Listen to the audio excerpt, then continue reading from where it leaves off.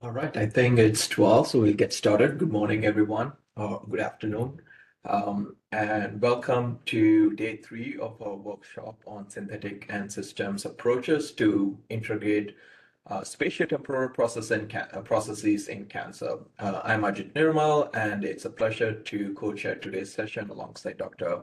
Laura Heiser. Before we dive into today's section, I thought I'll take a brief moment to explain the scope and motivation behind this workshop. Why is now the right time to do this?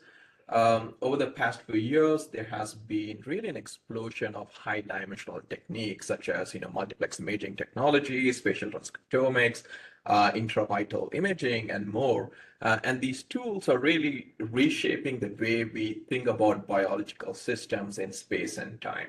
And given these kind of advances, we believe that this is kind of the right time to bring together two powerful but complementary disciplines, systems biology and synthetic biology.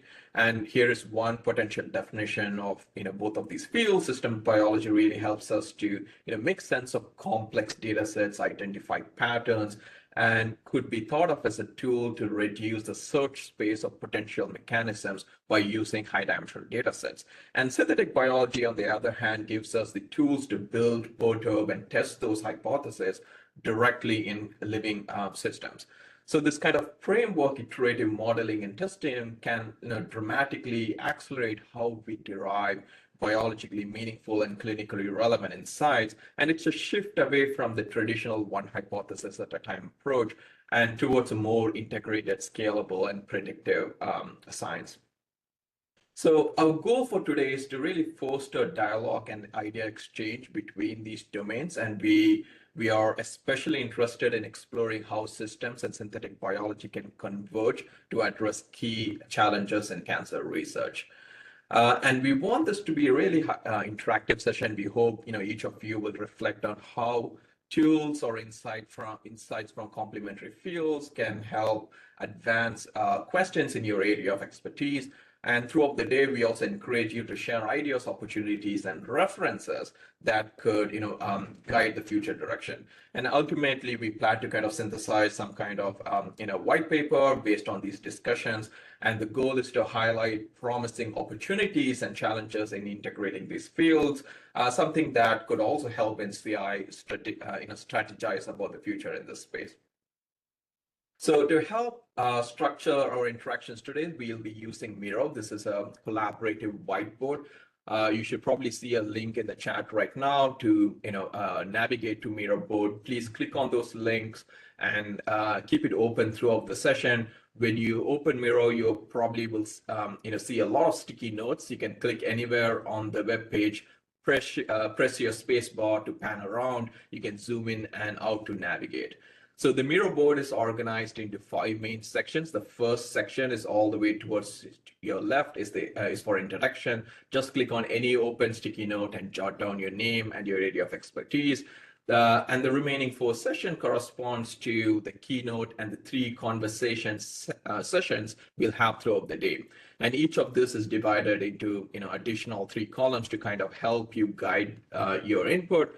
The first column is for questions you may have, specific to any given talk. The second column is for opportunities. We really encourage you to be as specific as possible here. Think about, concrete ideas for collaboration, tools from another field that might be useful in your own, or new ways to frame key challenges. And the third column is for references.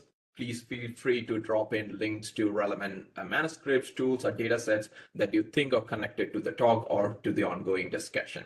And we hope you'll keep the Miro board open and actively contribute as the day unfolds. And I also invite the invited speakers to respond to specific questions that the audience might have had during your talk. So lastly, the structure for today is a little bit different from the typical conferences. We'll begin with a keynote followed by a moderated session. Please note that you'll not be able to unmute and ask questions. So post all your questions on the Miro board. Then we'll have 3 themed conversation sessions. Each will feature a short talk, one from systems biology perspective and another from synthetic biology perspective, followed by a discussion, again, moderated by an invited expert. Again, please use the Miro board for questions and insights. And after these sessions, we'll move into a breakout discussion. You'll choose one of 3 concurrent breakout rooms aligned with the 3 conversations that we would have had throughout the day. And here you can ask questions directly to the speakers and also brainstorm with your peers. And finally, we'll reconvene for a closing panel discussion to reflect on the key ideas from the day and wrap up the workshop. I'd now like to invite Dr. Jennifer Kausch. She's the Chief of Biophysics, Bioengineering, and Computational Sciences branch in the Division of Cancer Biology at the NCI to say a few words and open today's workshop. Hi, everybody, and thanks, Ajit. So as Ajit said, I'm from the Biophysics and Bioengineering and Computational Sciences branch in the Division of Cancer Biology, and that means I've been watching synthetic biology and systems biology and spatial biology as those fields have evolved and now become mainstream. And I'm really excited to see how they're all going to come together here. And I know many of you were here for the first 2 in this series of workshops last week on transformation and cancer initiation, so kind of early events in cancer and how we think about bringing together synthetic and systems approaches and to understanding the spatiotemporal dynamics of cancer within the context of cancer initiation and early events. And then the second in the series was on the tumor immune system and sort of the greater tumor microenvironment, sort of how cancer interacts within a context using all those different approaches. And today we'll move on to drug response and the emergence of resistance, so how cancer adapts, kind of bringing this all together, thinking about multi-scale interactions and complexity and heterogeneity across space and time and what that means to the evolution of cancer and how systems and synthetic approaches can help us to understand the spatiotemporal dynamics. So while we're building on all the knowledge and the exciting work done in these separate fields, systems biology, synthetic biology, spatial biology, the workshop's about more than just an inspiring set of talks from these different fields. It's really about how to bring all that together and how to think about using all these different powerful approaches and data and knowledge and expertise and resources to predict and test and perturb and understand cancer as a complex adaptive system. And so we're hoping, as Ajit said, that the talks and the dialogue between the speakers will inspire all of you to contribute to this workshop, think differently about how all the fields can come together and begin to address questions in cancer complexity from initiation and development and now today response to therapy. So throughout the day, we hope that you'll engage through the question and answers and in the individual discussions and then liberally add to that Miro board. And we're specifically leaving the Miro board open for a few days after the meeting, because I know, you walk away from these things and then thoughts come to you and you think, oh, I should have said that. Well, you can write it down and leave us with that. And our goal here is to use this workshop and the others as a starting point. And we hope that you'll continue to engage with the others that you'll meet here and people from other fields, and to use the Miro board to continue to engage with us and with the chairs, so that as they consider how these fields can come together and the white paper that Ajit mentioned, they can use that information. And if this topic is sort of generally of interest to you and you really want to do a deeper dive and meet some potential new collaborators and take it to the next step, and how could you not after hearing all of this from the last today and the last 2, consider applying for the Innovation Lab, which will take place in July. It'll be a much more sort of immersive multi-day experience, and you'll find a link to that ultimately in the chat. So I'm really looking forward to the talks today and the discussion, and I'm thinking about how to bring all these powerful approaches together to understand cancer as it responds and adapts to therapy in this way. So I'm looking forward to it, and I will send it back to Ajit to introduce the keynote speaker, I think, right? Thank you so much, Dr. Kaush. I would now like to invite Dr. Laura Heiser, the co-chair, to kick off the scientific presentation and introduce the keynote speaker. Thank you. Hello, happy to introduce today's keynote speaker, Dr. Gordon Mills. He is professor in the Division of Oncological Sciences and director of precision oncology at the Knight Cancer Institute. Prior to coming to OHSU, Dr. Mills was the inaugural head of the Department of Systems Biology at MD Anderson. Dr. Mills can be credited as one of the founders of the field of systems biology. I think we are all very lucky today to hear his thoughts, given his long view of the field, where it's been and where it's headed. His research program is focused on uncovering mechanisms of response and resistance so that this information can be used to design more effective treatment strategies, and really thinking about not just the malignant cells within tumors, but also the surrounding immune and stromal component, as well as the interaction between those cells. He's leading the SMART Clinical Trials program, which is an advanced precision medicine trial using systems biology concepts to optimize treatments for patients with advanced cancer. So really thinking about how to bring some of these concepts that we've been discussing over the past 2 days into the clinic. And with that, Dr. Mills, I will hand over to you. Thank you so much for the time today. You're on mute, Dr. Mills.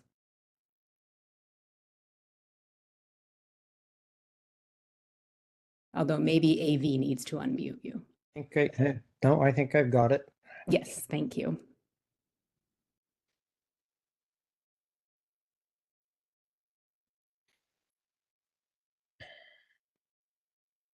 Okay, you should have the first slide. Yes. Yes. Okay, so what I was charged with doing was describing the challenges and opportunities in the field. And that turned out to be a very interesting process because this was meant to be a 40-minute talk with some of that information and then some research. And quite frankly, as I started to build that list, it kept getting longer and longer and could easily take up several hours of just presentation and discussion. Because in reality, I don't think we are very far in truly understanding sensitivity and resistance to the therapies that we are using in a way that we really should be. And so I'm going to talk about some of the challenges, the key ones as I see them, and then I'm going to give a presentation on dealing with one of those, which is how do you deal with the ways in which the tumor adapts to therapy.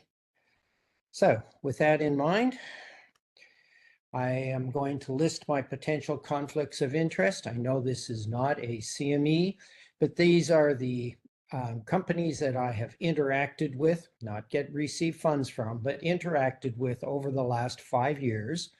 And the ones that are of relevance to this particular talk are noted in yellow.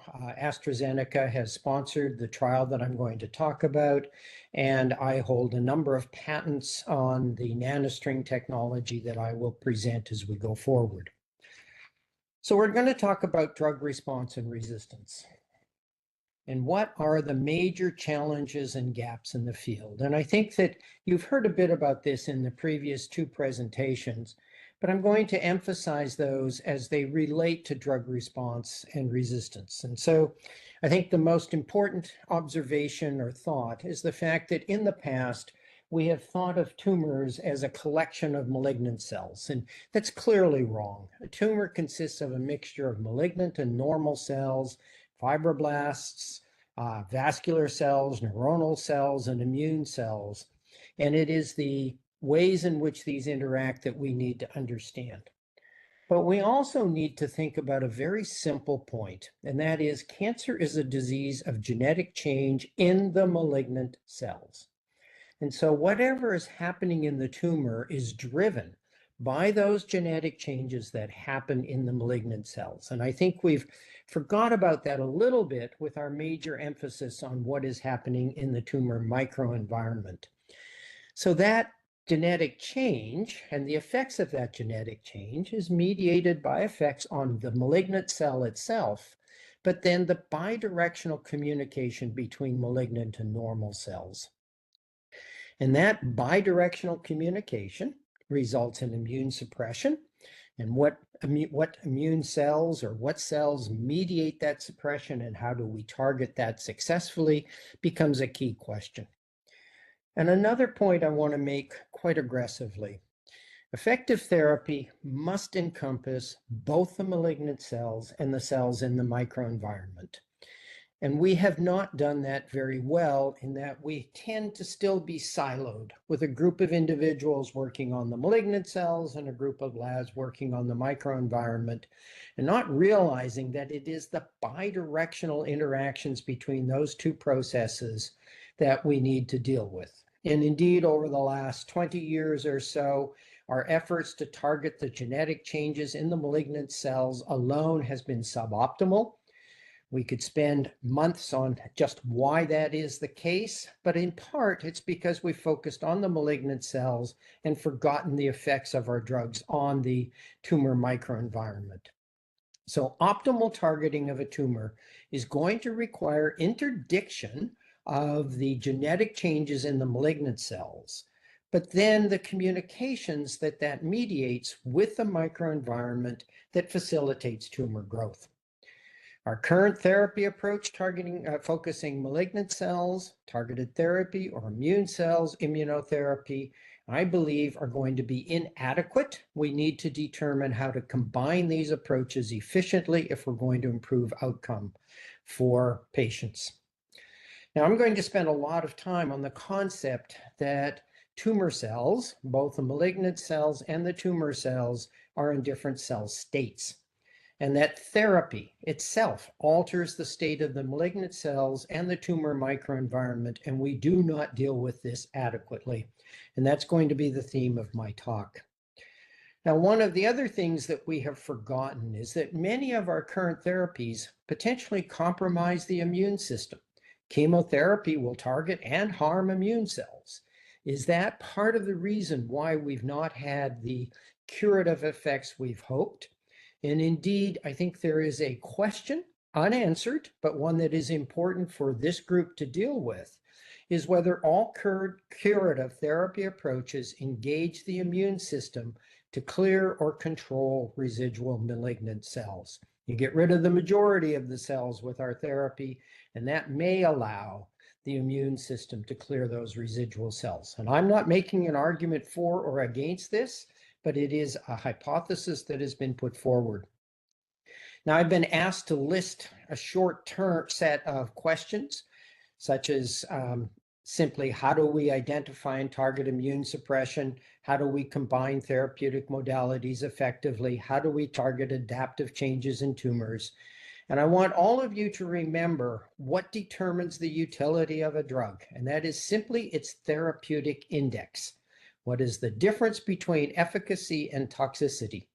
And indeed, most of the time, it is the toxicity that renders our drugs ineffective rather than lack of efficacy.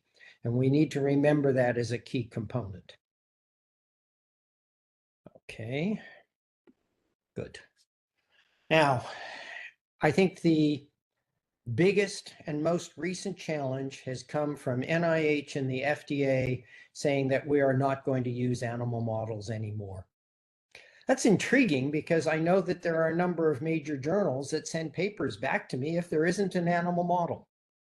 And so I'm not sure how we're going to accomplish this, but I'm going to put this as a challenge to systems biology and synthetic biology to say, how are we going to deal with this critical, important problem for drug response and resistance? And almost tongue-in-cheek, is the human now the only acceptable animal model that we can do experiments on? If we can't do it on mice and fish, maybe it's the human. And I'm going to show you some experimental designs that let us do that. We know that tumor behavior is dynamic and altered by therapy. How are we going to build a model that captures that? In the human, if we're going to do that, we are going to need repeat biopsies. We're going to have to see how the tumor changes over time in this dynamic interplay between the tumor, the microenvironment, and the therapies that we are using. And this has turned out to be an extremely challenging problem. It is resisted by physicians, and actually physicians more than patients when you explain why you're doing it. But you still can only do this occasionally in a patient. How do we get true dynamic changes? Further, almost all of the therapies that we use today are combination therapies. And how do you deconvolute the effect of a single drug when a patient is receiving multiple therapies? This is really a challenge. And then finally, how much information can be gained from liquid biopsies? Those we can obtain over time to look at dynamic changes, but right now they are limited in all of their steps. I'm going to talk about window of opportunity trials and the opportunity to do a short trial of monotherapy with a pre and on therapy biopsy to understand what is actually happening in the tumor and then what can you do about it.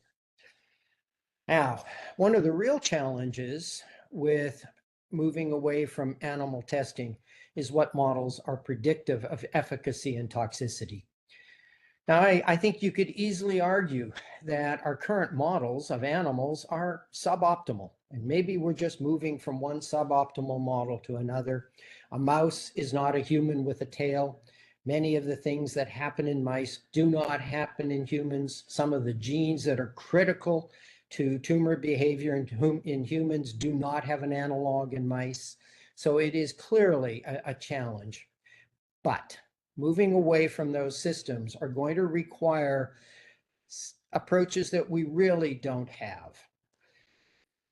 We will require a complete tumor ecosystem that includes malignant cells and an intact immune system, fibroblasts, neurons, stroma, all of the other components.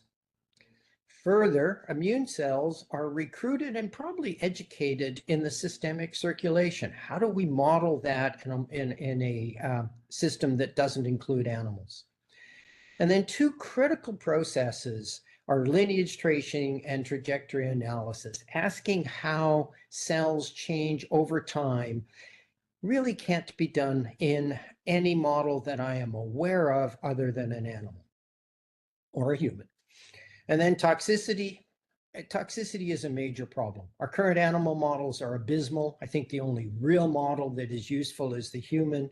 We are moving to things like organs on a chip, and we can clearly look at the common organs of toxicity: lung, bone marrow, bowel.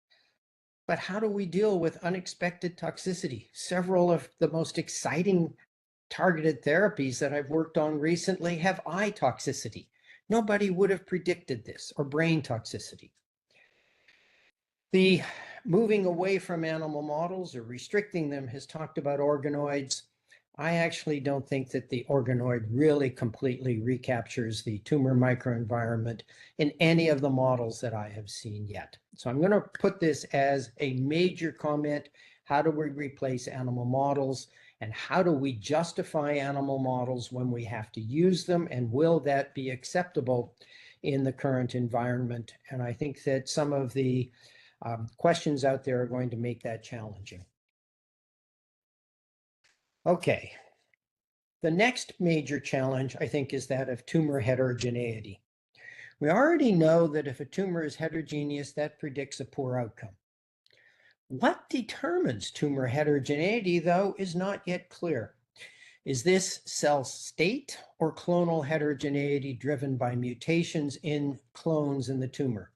And indeed, when we see spatial changes, are those spatial changes in cell states, or are they spatial changes driven by clonal heterogeneity and outgrowth of a clone?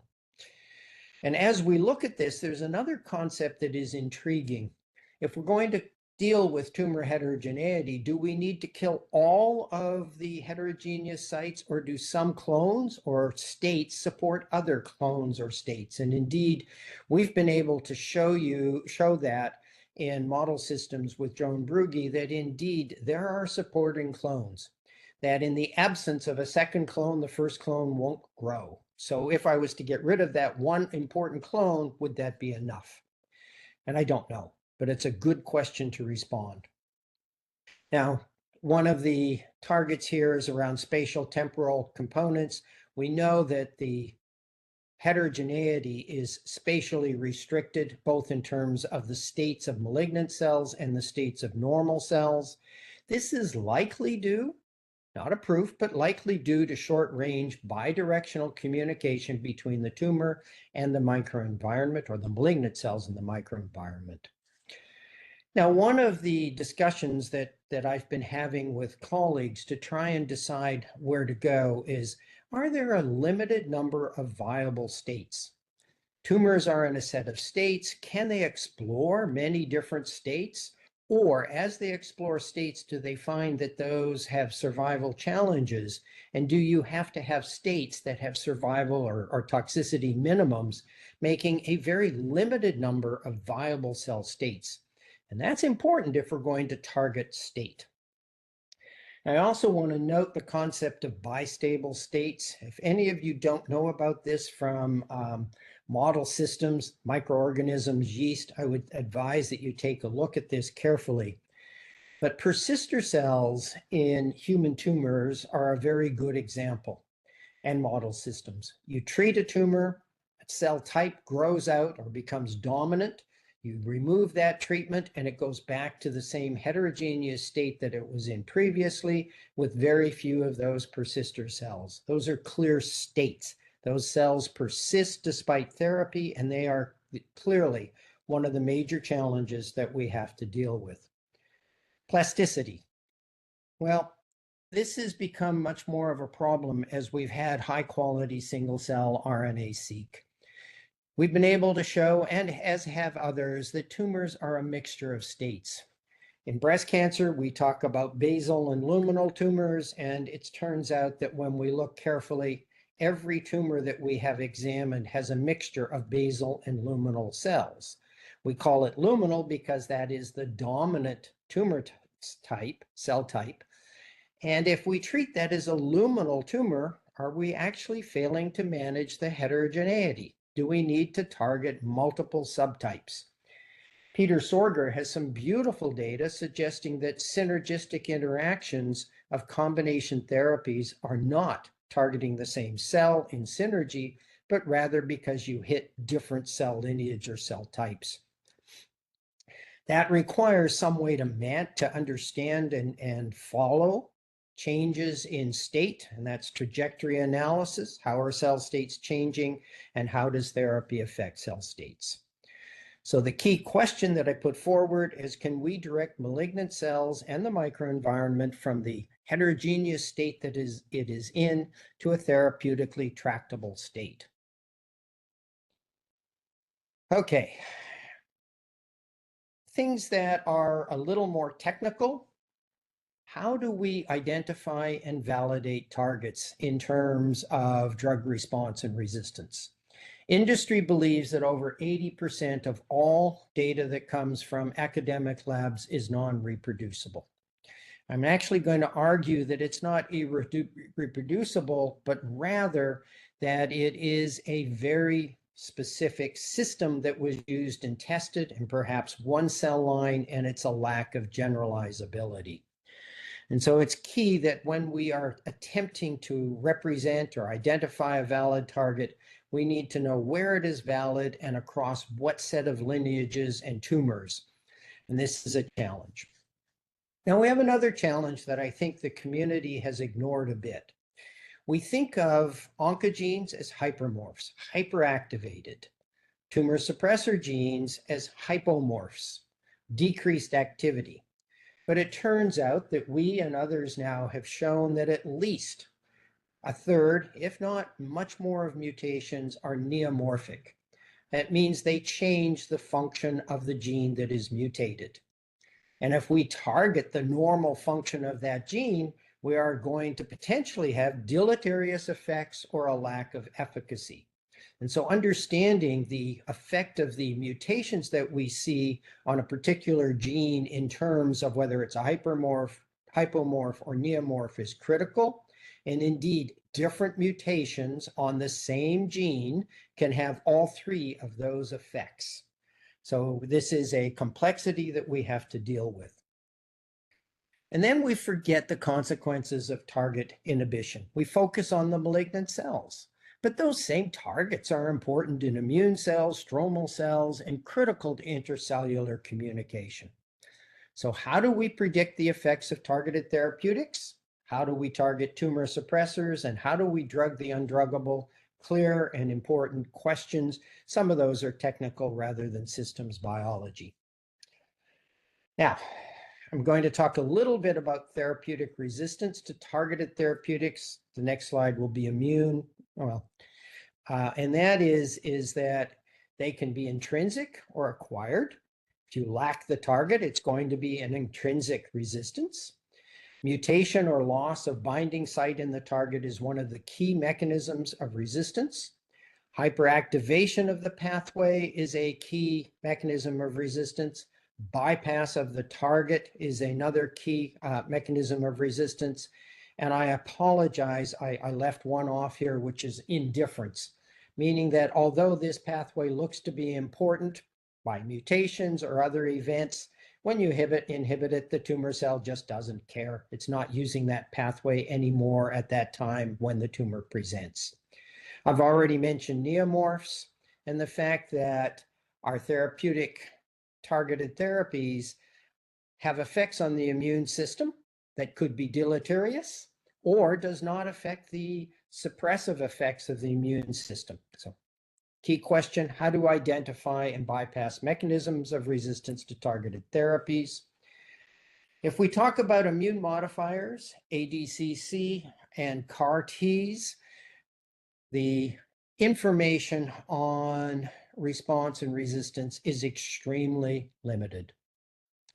There, at this point in time, are an almost complete lack. There are some things coming forward in terms of biomarkers for immune checkpoint modifiers. However, when we look at whether they change how I would manage a patient at this point in time, they are not sufficient. The other, for at least ADCCs and CAR-Ts, the level of the target is frequently not predictive. A number of the drugs we use target molecules that we cannot detect, yet they are effective. Is this because there are dynamic changes and we're looking at a set time point? Clearly a systems biology question. Therapeutic resistance to immune modifiers, lack of target, loss of antigen presentation, HLA, loss of sensitivity to the warhead, and then suppression of CAR-T activity similar to CAR-T activity, suppression of activity of the immune system.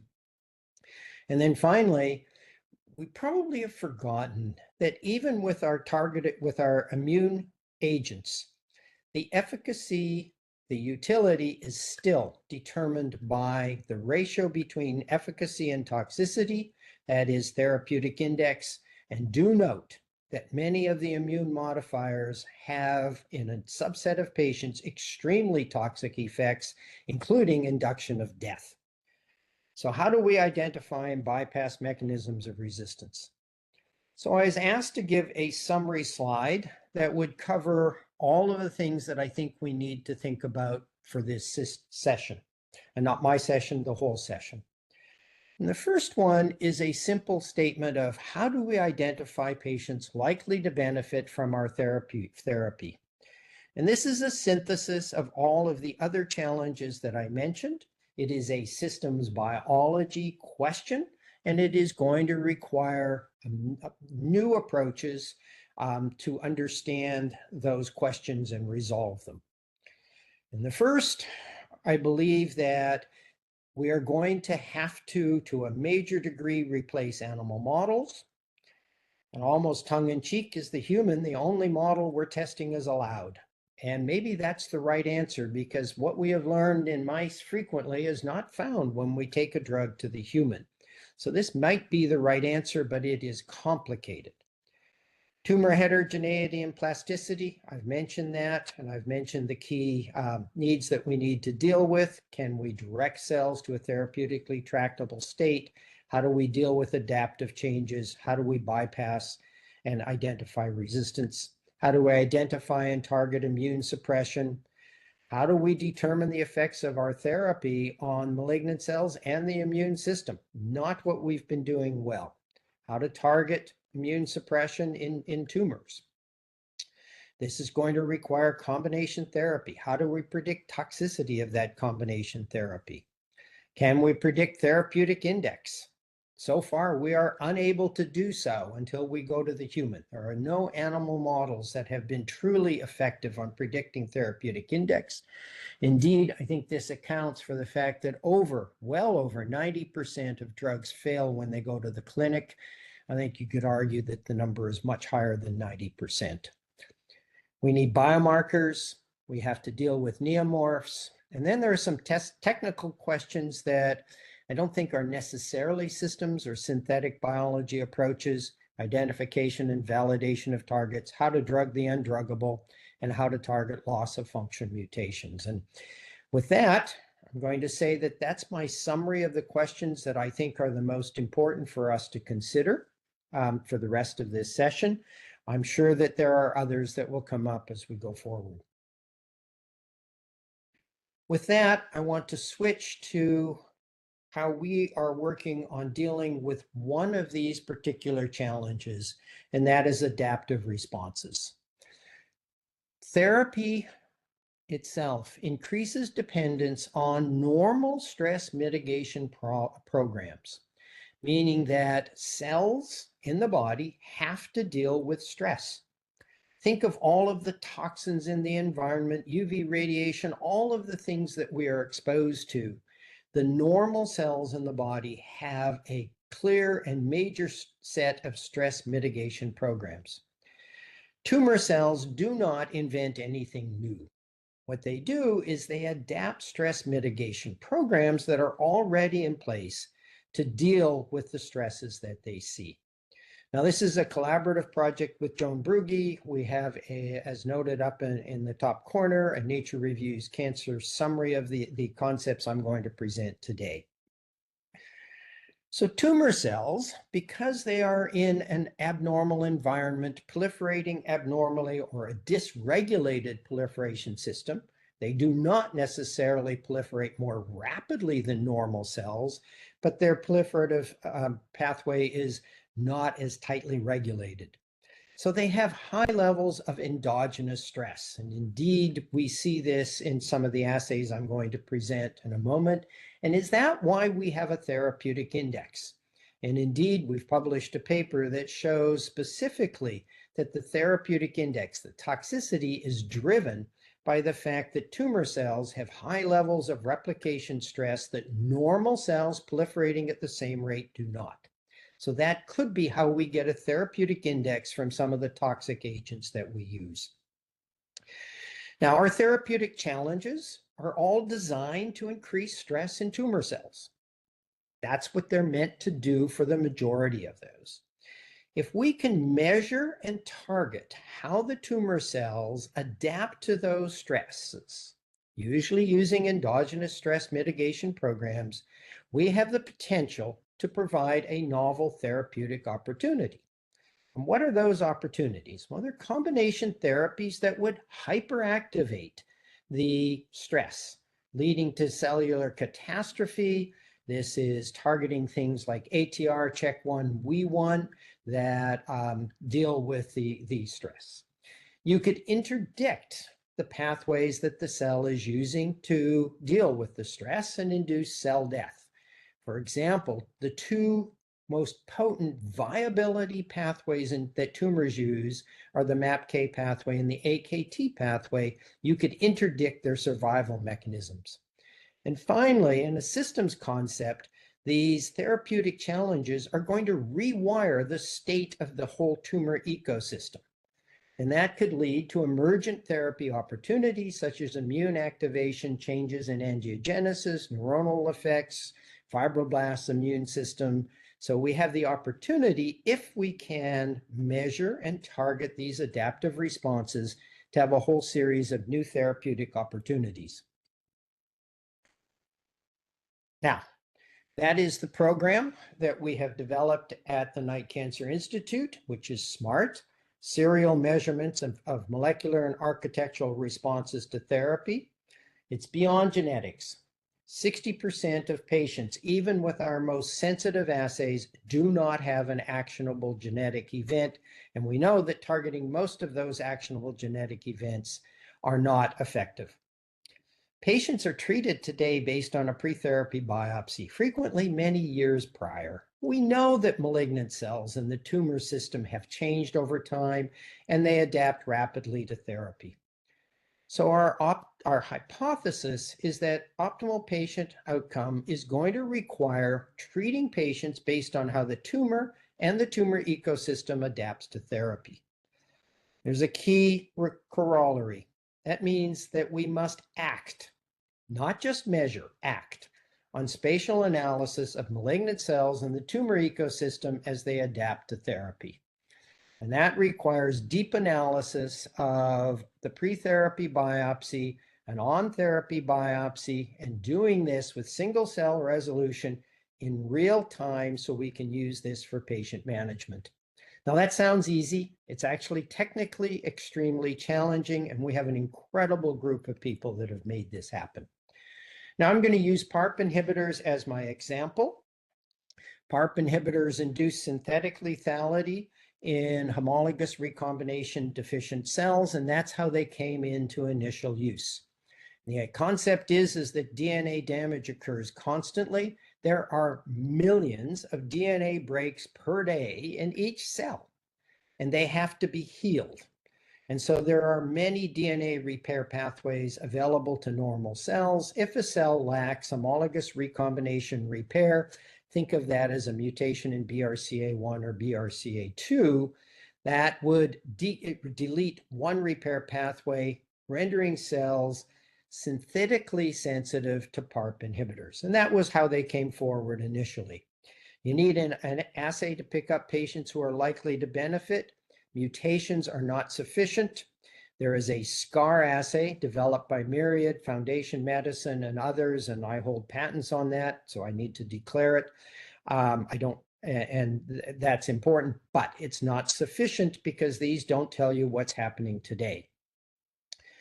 Now, as we've started to use PARP inhibitors, we found that they're not what we really thought they were.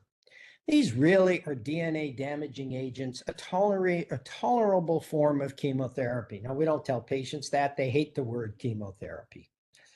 But they have multiple effects that we hadn't thought of initially. We thought of them as being important in base excision repair, resulting in unrepaired single-strand breaks.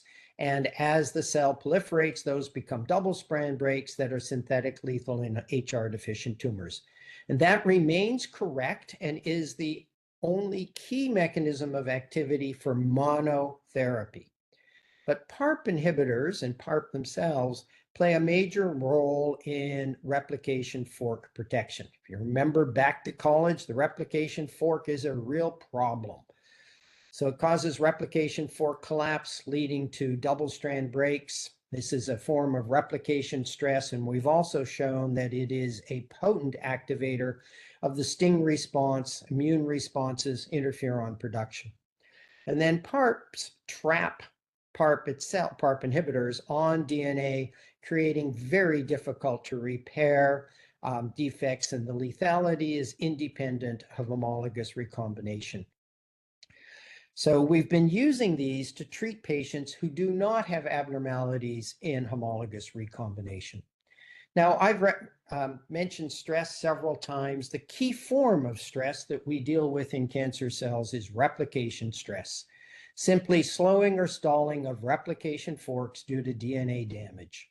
Most DNA damage occurs during DNA replication. This results in damage to the replication fork. The key sensors and mitigation factors are ATR, CHEK1, WEE1, RPA or phospho-RPA covers and protects the single-strand DNA that you get, so that can provide an assay. Replication stress is somewhat like MOMP, apoptosis. If you have low, it can be resolved and restart. If you have medium amounts of replication stress, it leads to DNA damage, accumulation of genomic aberrations and mutations. However, it's also impressive that if it's high, there is a threshold, and the cells cannot recover. There is no recovery approach from high levels of replication stress. You get S and M phase catastrophe and cell death. So I've already mentioned that tumors have high endogenous replication stress. There are multiple mechanisms related to defective cellular proliferation, targeting ATR CHEK1, WEE1, that those sensors and mitigation can prevent recovery from replication stress. It's a potential therapeutic opportunity. But it means we need an assay to measure it. So what we have developed, and by the way, all of my therapies or slides of research will have the people, I hope, that did the work. This is Tuba Osman and Matthew Rames, who have built an assay that works on patient samples to concurrently measure replication stress and homologous recombination deficiency. And it requires looking at 4 different antibodies in single cells at the same time in a spatially oriented manner.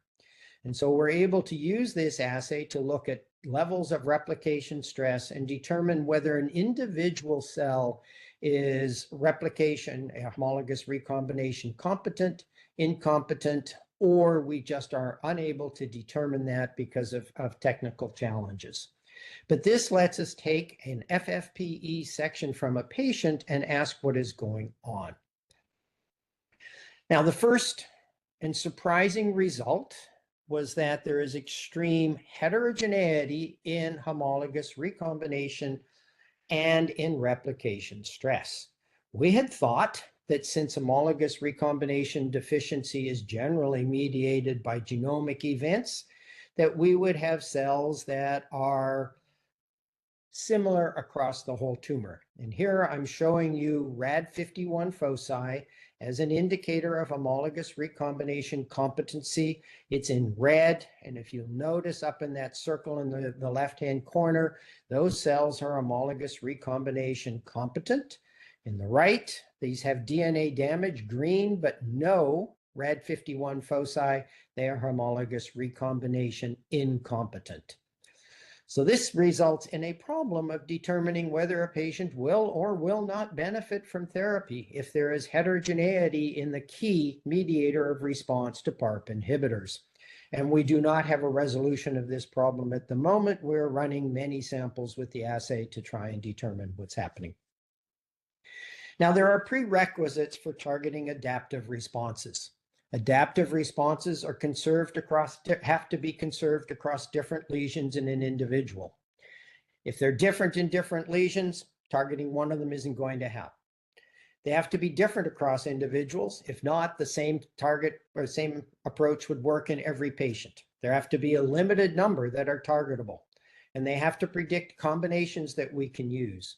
And what we've been using is a series of window of opportunity trials where a patient is treated for a brief period of time with a drug, and we obtain tissue before and on therapy, and that's usually 10 to 28 days after we start the therapy. And I'm going to show you one example of this. This is a study that we did in ovarian cancer patients, and this is measuring protein levels of important pathways with our reverse phase protein array platform. And what we have is 3 biopsies from each patient. And what I have plotted here is the change in response to therapy. And what you will see is that the patterns of patient 1, patient 2, patient 3 across the different lesions is fairly consistent, with one biopsy in patient 2 being different. It turns out that that was normal tissue and there was no tumor present. So the changes are conserved. And what came out of this was that PARP inhibitors induced PI3 kinase pathway activity, DNA checkpoint activity, RAS-MAP pathway activity, mTOR pathway activity, apoptotic pathway, STING immune response, EMT, and angiogenesis. This then allowed us to say that these are potential combination targets that we would use to deal with the therapy. I'm going to skip this slide because I presented it. So we found that resistant converges on a limited number of targeted pathways. We have done 11 separate trials that are ongoing or completed based on that one window of opportunity trial targeting those combinations. And what I can tell you that is extremely exciting and unusual for a research laboratory is that we have taken our preclinical data and our early patient data through to these 11 trials, and all of them have demonstrated benefit for patients. Several of them have moved to registration trials run by AstraZeneca. So this is turning out to be extremely exciting and a very powerful approach. Now, I mentioned earlier that PARP induces STING and immune activation. I'm not going to take you through this in detail, but there are two major pathways that lead to interferon production. And that suggested that we should do a clinical trial of combining olaparib to induce DNA damage, alter immune contexture, and then combine that with durvalumab. So we do a 28-day monotherapy with a PARP inhibitor. We then look at how the system has changed, and that is deep spatially resolved characterization of DNA, RNA, protein, and tumor, ctDNA, everything you can think of assaying, and ask, do we see benefit? Can we find biomarkers? And what other combinations would we use in the patients?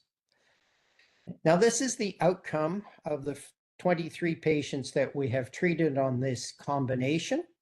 And what you can see here in this swimmer plot is the duration of response for patients. There are a group of patients who progress very rapidly, progressive disease. A group of patients who have stable disease or PRs who have prolonged survival. And this is beyond what you're seeing in the 3 recently approved trials of pembrolizumab, TROP2 inhibitors, and carbo and atezo. So we do have a number of patients who have done extremely well. And indeed, 2 of our patients have been off therapy for more than 2 years and done extremely well. A third patient who received the same combination has now been off for almost 3 years and decided to go off therapy because she wanted to have a baby. And I have pictures of that baby that I can show you. It is absolutely incredible, as this patient had brain metastases, nasty triple negative breast cancer disease, and was BRCA1/2 wild type. We needed assays that we could use in the clinic and to determine what's going on. I'm not going to belabor this, but these are spatial assays, multiplexed IHC and cyclic immunofluorescence, that let us look at the state of the tumor and the immune system in detail. A clinically valid assay of digital spatial profiling that allows us to look at 90 different proteins in spatially restricted tumor versus stroma states and use that in patient management. And we've found about over 30 predictors. What doesn't predict was striking. BRCA1/2 mutations did not predict. P53 mutations did not predict. And indeed, any mutations except for those in the AKT pathway were not predictive. Tumor mutation burden, this is a PD-L1 inhibitor, was not predictive. PD-L1 levels by IHC, standard assay, not predictive significantly. Now, this is a summary of the predictors. I don't want you to see it other than to note that there are a large number of them, and they fall into 3 different groups. One is mutations in the PI3 kinase pathway. One is activation of the PI3 kinase pathway. And then the rest are immune status of the tumor pre and on therapy. I'm going to show you a few examples, and this is one where we were surprised. Turns out that one of the strongest predictors of benefit was retention of an resistance, was retention of an angiogenesis signature on the repeat biopsy. No data at all from the pre-therapy biopsy, only looking at how the biopsy changed or the ecosystem changed was predictive. And note, you'll see multiple slides here with the same pattern. The biopsy 2 is the second slide. Interferon gamma, I told you that we expected interferon to be critical, and indeed it was, and it was more predictive on the on-therapy biopsy, although there was pretty good data on the pre-therapy biopsy. A consensus immune predictor, much more predictive in the on-therapy biopsy. How the tumor adapted was critical to the long-term response. This is just change between biopsies for a large number of markers. Two pulled out that are absolutely striking, which is macrophages and monocytes. These are key mediators of resistance. We've studied that and published that in others. Now, our best activity was that of an approach that Powell Brown and I developed and published in 2015, which is looking at basal-like immune activated, basal-like immune suppressed, immune consequences, not the same markers. And you can see here that that is highly predictive on the pre-therapy biopsy, but even more predictive on the on-therapy biopsy. If you want the best results for your patients, you need the second biopsy. This just summarizes this and shows which patients had the longest benefit. These are the BLIA and BLISS, immune activated in green, immune suppressed in red. If you have immune suppressed, you don't do well. If you're immune activated, you do well. And we've been able to convert this into a 3-protein assay on our digital spatial profiling approach that is highly predictive and could be used in any laboratory. The key is what are we going to do for these BLISS patients? I need something to treat them. I'm not going to give them the PARP plus PD-L1. And so one of the neat things about doing deep analysis of pre and on therapy in every patient is we could ask what was going on. And if we look now at the progressors here in red, they all have MAP kinase or AKT pathway or both pathways activated. And note, I'm talking about activity, that is signaling down the pathway, not necessarily mutations. But that suggests we should be able to target AKT or MAP kinases. And indeed, if we look at whether they predict patient outcome in the trial, if you have an AKT or MAP kinase activation, the red lines, you do not do well. So this results in a multi-arm study where you assess how the tumors are adapting to PARP inhibitor. If you have immune activation, you get PD-L1, RAS-MAP kinase pathway activation, mexellumetinib, PI3 kinase, AKT, capivasertib, replication stress, ATR targeting, etc. And so the idea is to use this data in real time.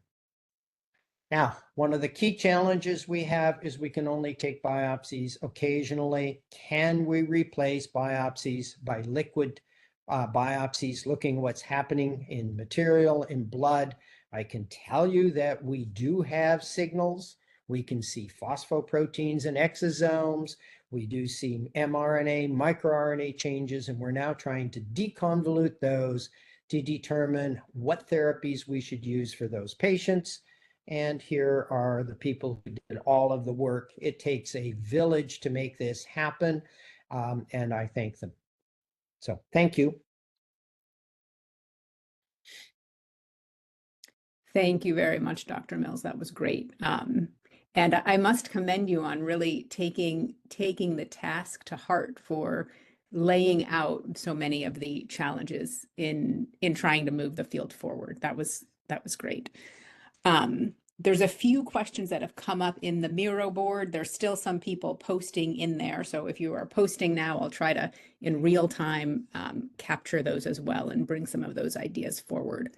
But just to talk a little bit more, one of the questions coming forward is about the plasticity of malignant cells. And you started getting at this concept a bit, but maybe if you can just talk a little bit more about which cell states you think malignant cells are really trying to transition to. You know, you gave some examples, but what's sort of the conceptual theme that comes forward for what those malignant cells are trying to do in response to therapy? So what I showed in the MTech trial, which is what I use as the example, is that there were three things going on fairly consistently, and maybe four, I guess, going on fairly consistently and determining what the tumor cells are doing in terms of state. So the first one is that there has been a change in the state of the immune system. And that is this adaptive state, not predicted, emergent state of immune system changes. And so the communication between the tumor and the immune system had changed. The second, though, is that the cells were trying to go to states that retained viability in the presence of stress. And I know most of the time we think of the AKT and MAP kinase pathways as oncogenes. I will tell you that they are primarily cell survival mechanisms. And indeed, one of my postdocs has said, if you're not alive, you can't proliferate. And that's what these two pathways do. They are not drivers of proliferation per se. I'm going to have to move because of noise and power problems. So just give me a moment, but I can talk while we're doing that. So I think cells are moving to states of high viability, where they can use adaptive responses of normal cells to stress to survive the therapeutic stress. I also believe that those tumor cells probably explored many other states. I don't think it's predetermined that they go down a particular state. I expect they explored many other states and they weren't viable. I don't think you can explore a state and return easily to the earlier state. That's a very complicated process going over a energetic maximum, minimum. But I do think there's a very limited number of viable cell states that each tumor can enter. And that's what I was showing you with heterogeneity of response in patients. Not every patient has the ability to go down, every tumor has the ability to go down the same pathway. So cell state, systems biology, how they transition between states, and can we direct the state that they enter, I think are an area that can only be approached through systems biology and synthetic biology as a way to test the hypotheses. Yes, because the other thing that gets at is being able to predict which of those choices a patient's tumor will make. What's your thought on that? At this point in time, I am unable to do so. Yep. Now, that's not quite true. What I showed you in the data is that the pre-therapy biopsy does have information content. And that is predicting what's going to happen. There's no way you can say that those responses aren't due to prediction. However, if I want to get the best opportunity for my patients, I need to ask how the tumor changes on therapy. And that information is much greater than that which you can acquire from the pre-therapy biopsy. But if I if I carefully and deeply characterize that pre-therapy biopsy, can I get about 80% of the predictive value? Yes. But I don't want 80%. I want more. Right. Well, and I think this is a very important point, right? Because this concept of perturbation is the bedrock of systems biology and the way that we in the community have gained great insights in preclinical systems. And so moving that concept into the clinic, there's challenges with thinking about obtaining biopsies. But if we can demonstrate to the clinical colleagues and to patients that there is real value, then we can make a compelling story. And certainly you're building up evidence toward that case. And Laura, I did fail to mention one thing during my talk, and that is that all of the observations that we saw in that window of opportunity trial, we had characterized and modeled in preclinical systems, with the exception of the PDGFR beta and angiogenesis being critically important. We missed that completely. I can tell you that when we went back to our preclinical data, it was there. but we had not seen it. We had not targeted it, but all of the other aspects, immune activation, STING, AKT, MAP kinase, ATR, we won that whole pathway. We had done all of the preclinical work that was then supported by that one small 3-patient set. And that 3-patient set of data was sufficient to convince multiple companies to do clinical trials because we had real patient data that wasn't available, pre and on therapy biopsies Right. from multiple sites. We have just another minute or two left, but one question that came forward, and you also touched on this theme in your talk, is that of heterogeneity across tumors and how we think about managing that and how that fits into some of these concepts as yet another challenge when thinking about understanding the system and effectively treating patients. So when we have, well, as you know, there's 2 types, intratumoral and intratumoral. We talked about intratumoral a moment ago. What we were surprised by and remain surprised by when we look at PARP inhibitors, and now we've looked at multiple other inhibitors in window of opportunity trials, there are a very limited set of mitigation pathways that are activated in tumors. It's not hundreds. So I think that while there is major intratumoral heterogeneity between patients, and I don't think we can predict yet accurately which mitigation pathways they will use, I do believe there is a very limited number. This idea that there are only a limited number of viable cell states that resist therapy, and by the way, AKT, MAP kinase are every therapy we think about as an example, immune activation, another key component. So I think that there's really a limited set, and that makes it tractable if we can predict or measure what's happening. Yeah. This is also another very important point for how do we stomp all of the apparent chaos of tumors down into something that's tractable, right? Because these cells and tumors must be doing something fairly coordinated in order to maintain viability and take over the local environment as they do. So I think this also is a very important point for how we actually make this a tractable problem for understanding the disease and identifying effective treatment strategies. Yeah, Laura, in that window of opportunity trial I showed you, those were 3 different metastatic sites in each patient. If we just looked at the proteome, which we were doing with reverse phase protein arrays, in the pre or on therapy biopsy, those sites within the patient were extremely heterogeneous, all over the place. However, when we looked at the change induced by therapy, there were a very limited set of alternatives that the tumors could use. And I think that's going to be a critical concept of, yes, incredible heterogeneity, but a limited number of opportunities for those heterogeneous cells to survive in a limited number of cell states. Yep. Hopefully it's tractable. Hopefully we can, with systems approach, make it happen. Yes, great.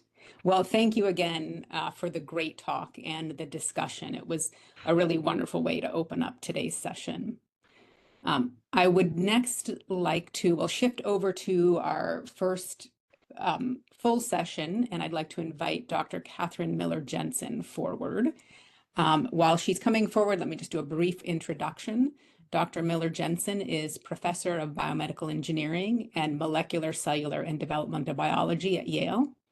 She is working on system scales approaches to study immune cell heterogeneity with a particular focus on the macrophage population.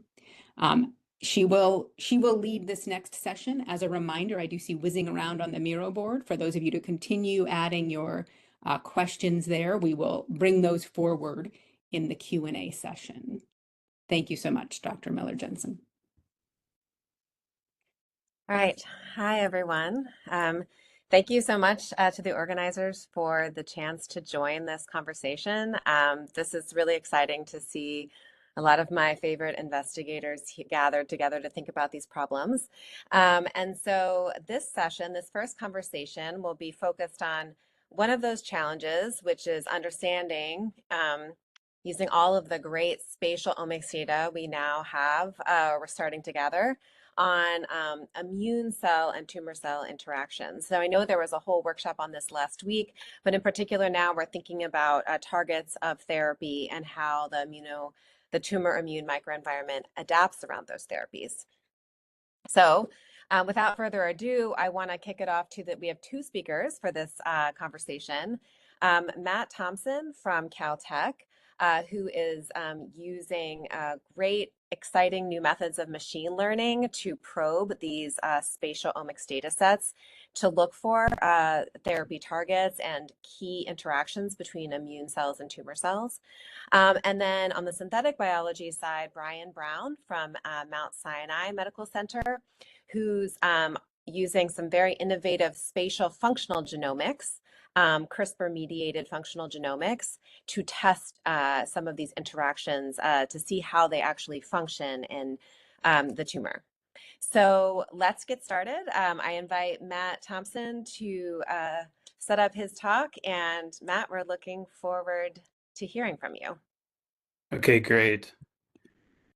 Let's see if this goes. Can you guys see this? Not yet. Let's see. More sharing options. Catherine, do you see anything? I saw a small white square, but I didn't see the Okay. talk yet. Let's see this.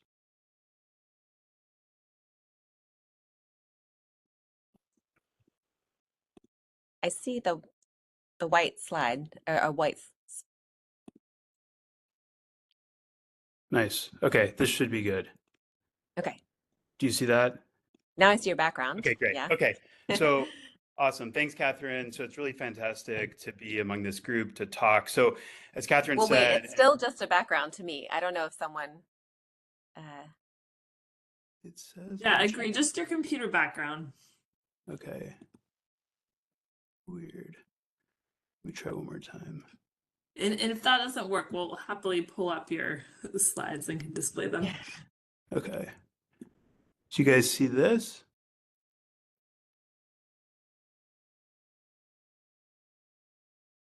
Still waiting to see something. Okay, let's see. It says I'm sharing. Okay. Screen.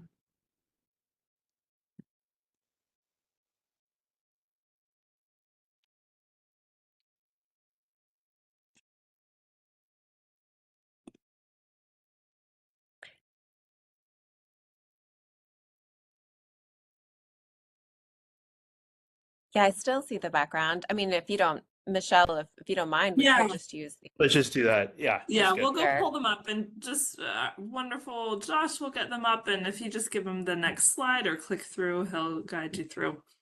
Okay. Okay. Great. Okay. So thanks, Josh. Thanks, Okay. Catherine. Yeah, so as Catherine said, and like very well motivated by exactly we're following on the stuff ideas Gordon was talking about. What I want to talk about today is recent efforts in my group to use machine learning and specifically what we're calling cell interaction foundation models to develop new targets for cancer immunotherapy. So next slide, Josh. And then there's animation if you just click through. So as we all know now, cancer is best seen as this battle between the immune system and tumor cells. And my group got really interested a few years ago in this idea that immunotherapies work really well when we understand interactions between the immune system and tumors, and we can inhibit those interactions, for example, with checkpoint inhibitors. But we're all aware of this big issue that while immunotherapies work well in small sets of tumors and in specific patient populations, there are tumors like pancreatic cancer, liver tumors, brain tumors, where immunotherapies don't work as well as we'd like, or only work on very small subsets of patients. And so we're trying to understand, we're trying to develop strategies to understand why they're failing and then develop new drug targets that can boost the impact of immunotherapy. Josh, next slide. And if you just go ahead and click through. So one of the things we've been interested in, if you just keep clicking through, Josh, is these intracellular signaling circuits that get set up inside tumors. And so as Gordon was saying, inside tumors, there are these intracellular communication networks that arise between tumor cells and immune cells. And the key challenge is that we know some of the architecture of these systems, but we don't know all of them. So Josh, if you keep clicking, when we know about something like PD-1, PD-L1, we can design a therapy like a blocking antibody to inhibit an interaction. But in many cases, we don't have comprehensive understanding of the circuits that drive as resistance to immunotherapies. And our question is, can we discover these circuits and then define therapeutics to overcome their impact? Josh, if you keep going. Go ahead, another slide.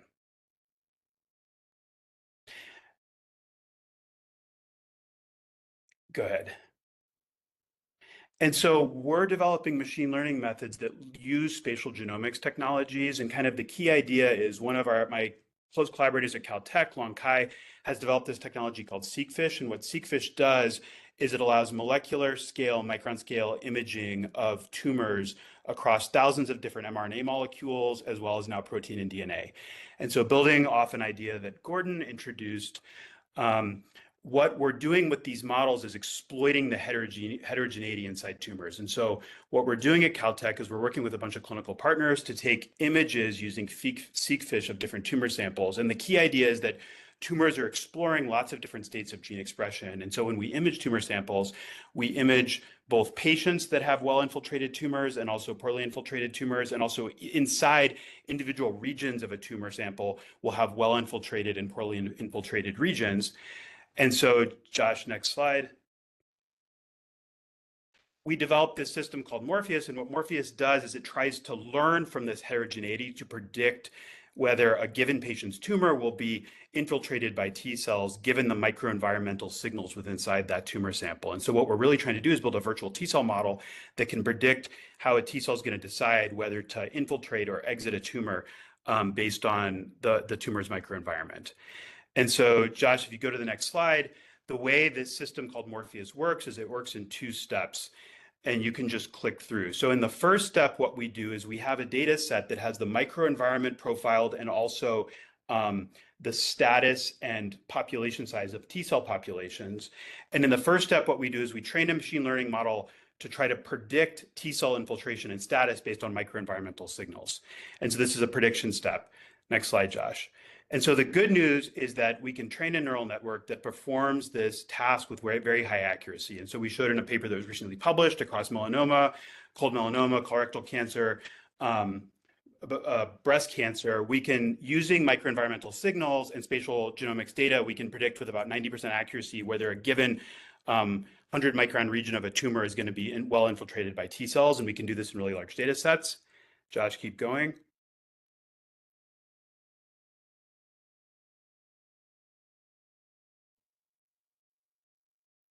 And then in step 2, things get exciting. So in step 2, what we do is we can, if you keep clicking, Josh, we can take a tumor that's cold and we can give this machine learning model images of the tumor microenvironment.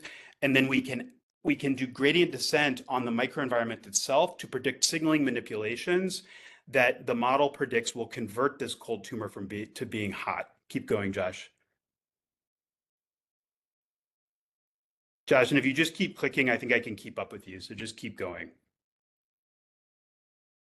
And so you can visualize this way. There are red dots on the outside. Those represent tumor samples from patients that are cold, that are poorly infiltrated. And what the machine learning model is doing is it's drawing those lines.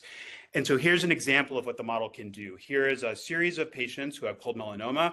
And what Morpheus, the machine learning model, is doing is it's making very specific predictions regarding manipulations to make to the tumor microenvironment in these different patient populations. And so Morpheus finds 2 strategies. One strategy involved the upregulation of one chemokine. The other strategy involved both upregulation of another chemokine and downregulation of 2 braking molecules.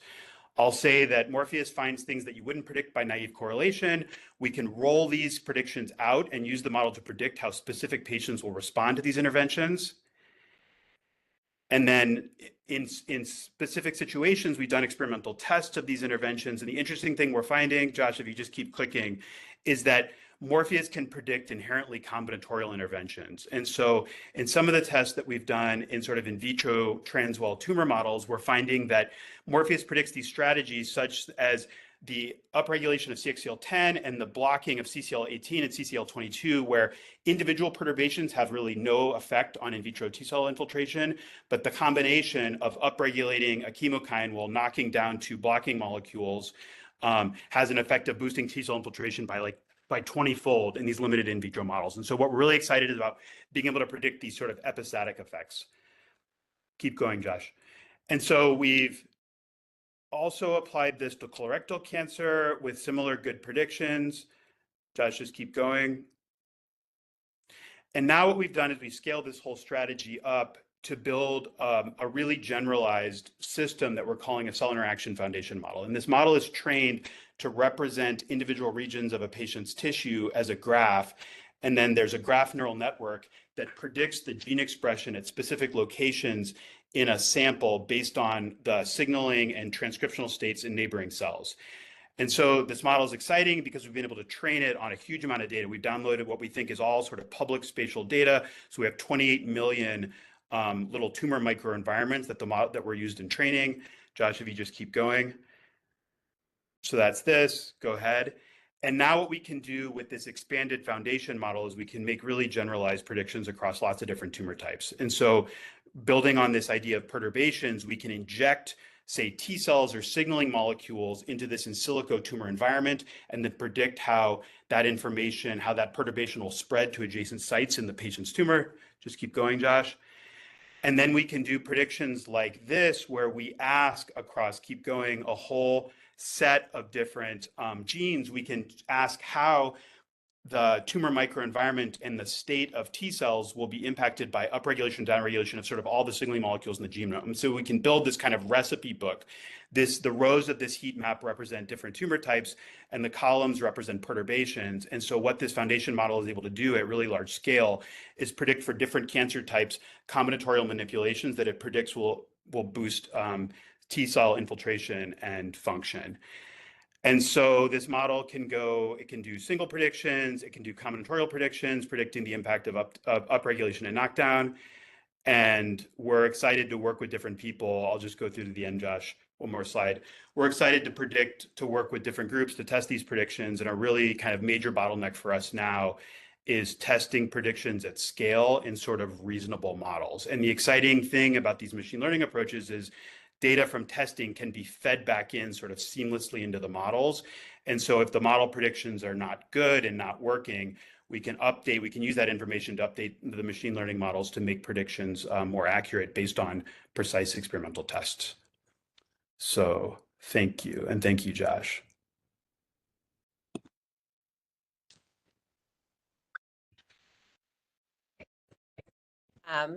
In the interest of time, why don't we just switch?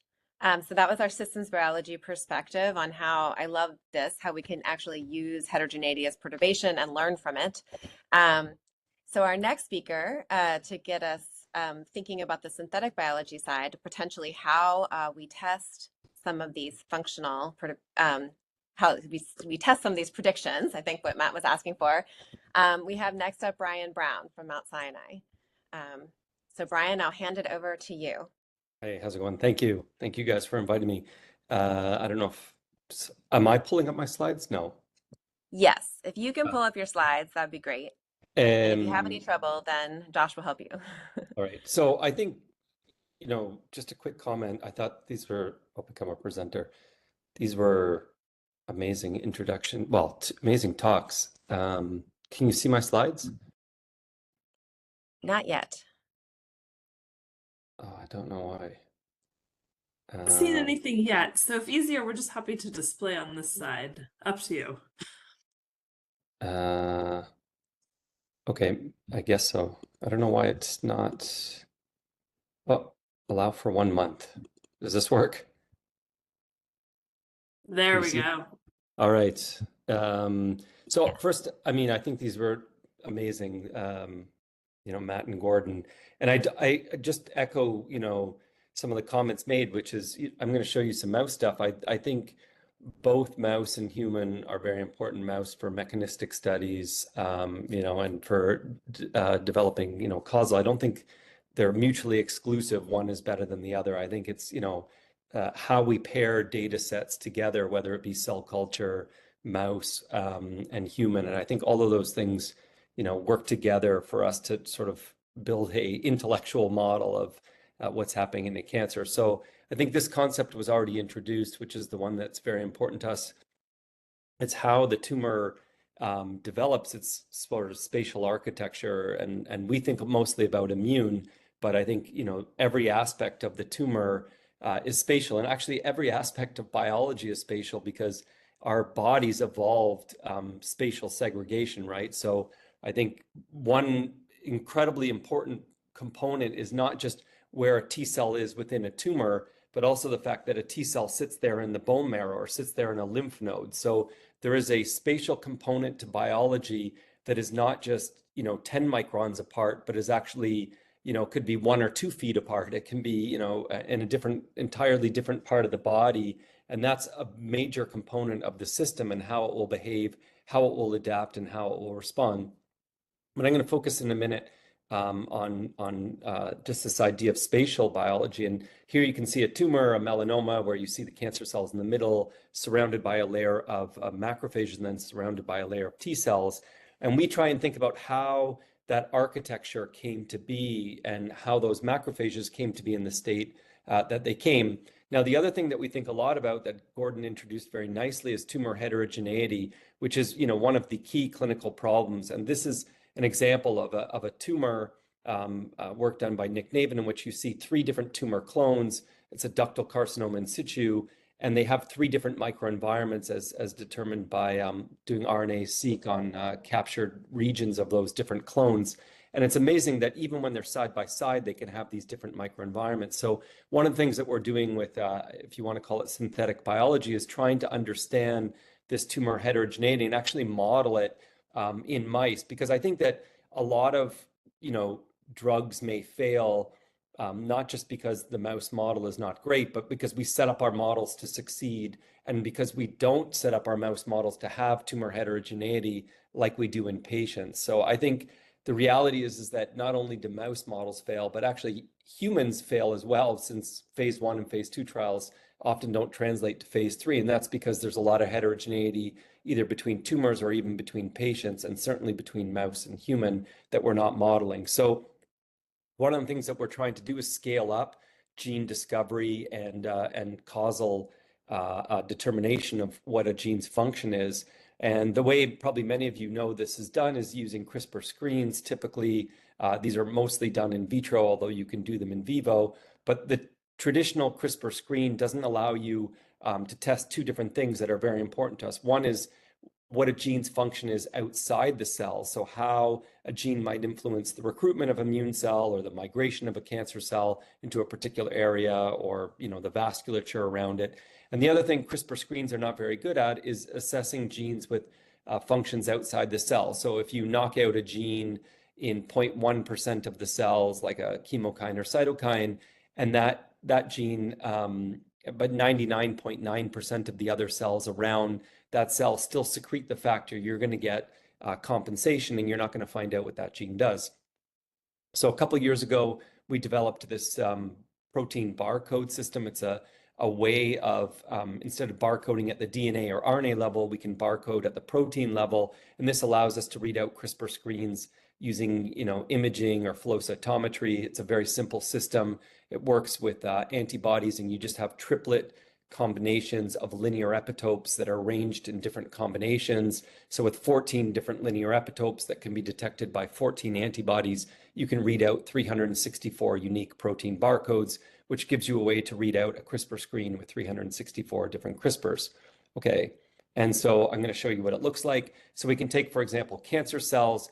We can put a library of lentiviral vectors in which each vector encodes a CRISPR attached to a different protein barcode, inject into a mouse, and you will get dozens of tissue from that mouse with all these different tumors. And here's an example of a lung lobe from a mouse that was injected, one lung lobe of a mouse that was injected with these cells with this protein and CRISPR barcodes.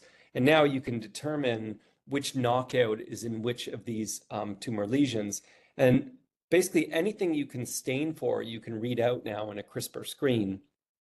So I'm just going to show you here. What we do is we actually read out not only whether a gene causes depletion or enrichment of a particular tumor clone, but also how knockout of that gene changes the tumor microenvironment. And that we do that by just staining the tissue for different protein markers or using spatial transcriptomics. And this is an example where we read out this CRISPR screen, and for each of these different gene knockouts, it tells us what happens when you knock out the gene to the tumor microenvironment. So you can see here, for example, when you knock out SOX1, you get an enrichment of CD4 and CD8 T cells. And when you knock out TGF-beta receptor 2, you get a depletion of those cells. And this tells us something very, very important about how these genes are influencing tumor composition. And then we can go back to the data and we can ask what happens when these tumors are nearby each other. So the aspect of this is, and if you go back to this, is that we're actually modeling tumor heterogeneity in a rather extreme way. And we can say, what happens when a hot tumor is beside a cold tumor? And the answer in this particular case is they don't actually mix. So you can see in white, this is the SOX1 knockout, and this is the TGF-beta receptor 2 knockout. And you can see that red cells are T cells, and they're unable to infiltrate this TGF-beta receptor 2 knockout, but they've highly infiltrated this SOX1 knockout tumor. So why is that important? Well, one of the best predictors of whether a tumor will respond to immunotherapy is how immune infiltrated they are. So this data predicted to us that SOX1 knockout would be more responsive to anti-PD-1.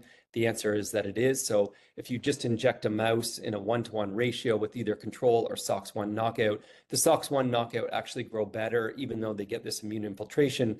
But as soon as you give anti-PD-L1, those tumors actually get cleared. And in fact, in 3 of the 7 mice, all of the SOX1 tumors were completely eliminated, but the control were not. Moving on to just the second part of the story, of how we're doing this in ovarian cancer. This was a recent story we just published that I'll show you now, where we knocked out 35 different genes in a ovarian cancer model. The genes, when you knock them out, they do nothing in vitro, but when you put them in vivo, we get this, again, this kind of heterogeneity here. So each of these different colors is a different knockout tumor.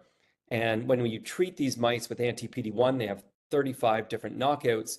We can ask what happens. And I really want to focus on this, this graph here, which is just showing you have all these different knockouts.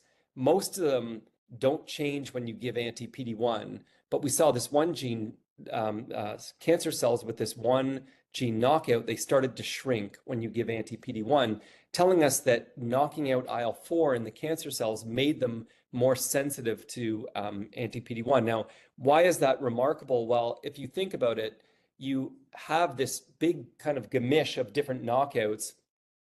Most of the cancer cells are still producing IL-4, except for this small fraction that has IL-4 knocked out. Yet when you gave anti-PD-1, this tumor became cleared because its microenvironment was so localized and so different than the rest that the IL-4 being produced by other cancer cells didn't compensate and change this microenvironment, sort of speaking to how localized these effects are. I'm going to skip that. We were able to look at what's happening in ovarian cancer patients by using single cell data. And when we projected the single cell data, we could see that there was a very strong IL-4 induced signature on the myeloid cells, particularly these macrophages. This is the recent paper that you can take a look at. And this predicted to us that treating with anti-IL-4 receptor may improve survival. So this is an example. If you give these mice just anti-PD-1, they don't respond at all. But if you add anti-IL-4 receptor blockade, you now can extend the life of these mice by several weeks. And the reason why we're so excited about that is because anti-IL-4 receptor is a FDA-approved drug. And some work that we had done previously in lung cancer had suggested something similar, although the source is different. I'm not going to go into the details. And this is just the last slide. This led us to start a clinical trial. My colleague here, Tom Maron, who we had patients with lung cancer that failed anti-PD-1 monotherapy. The only thing we did is add this drug, dupilumab, which is anti-IL-4 blockade. That drug is approved for eczema and asthma. So these are non-life-threatening conditions. As soon as we started giving anti-IL-4 receptor, these patients started to respond extremely well to anti-PD-1. Now, not every single patient, but we had several very, very impressive responses and even extended life of some of these patients by more than a year. This is what we can do. And I think the concept in my last, maybe not, I'm over time maybe, but I think is just the way we have to think about, and this is exactly actually what Gordon and Matt were talking about, which is how tumors adapt and how kind of localized these microenvironments can be. And when you apply a selective pressure like a drug or the immune system or time, this is going to influence how these tumors grow out. And this is something that we're trying to model better using this type of CRISPR screening technology to take data from patients where we're predicting what genes or cell types will be important, and then add causality to determine what is the gene you want to knock down, what is the domino that you want to knock down, to really change that microenvironment, both locally and even distally, if you can, as a way of kind of spreading out the effect. So with that, I be dead. Hopefully I didn't go too quickly. Great, thank you. I guess we can all three come together now. And start the conversation. Yes. Okay, great. I think we're all on stage, so to speak. So thank you both. And actually, I have to hand it to the organizers. That was just a really beautiful juxtaposition of two of you both using heterogeneity in these interesting ways to learn from it.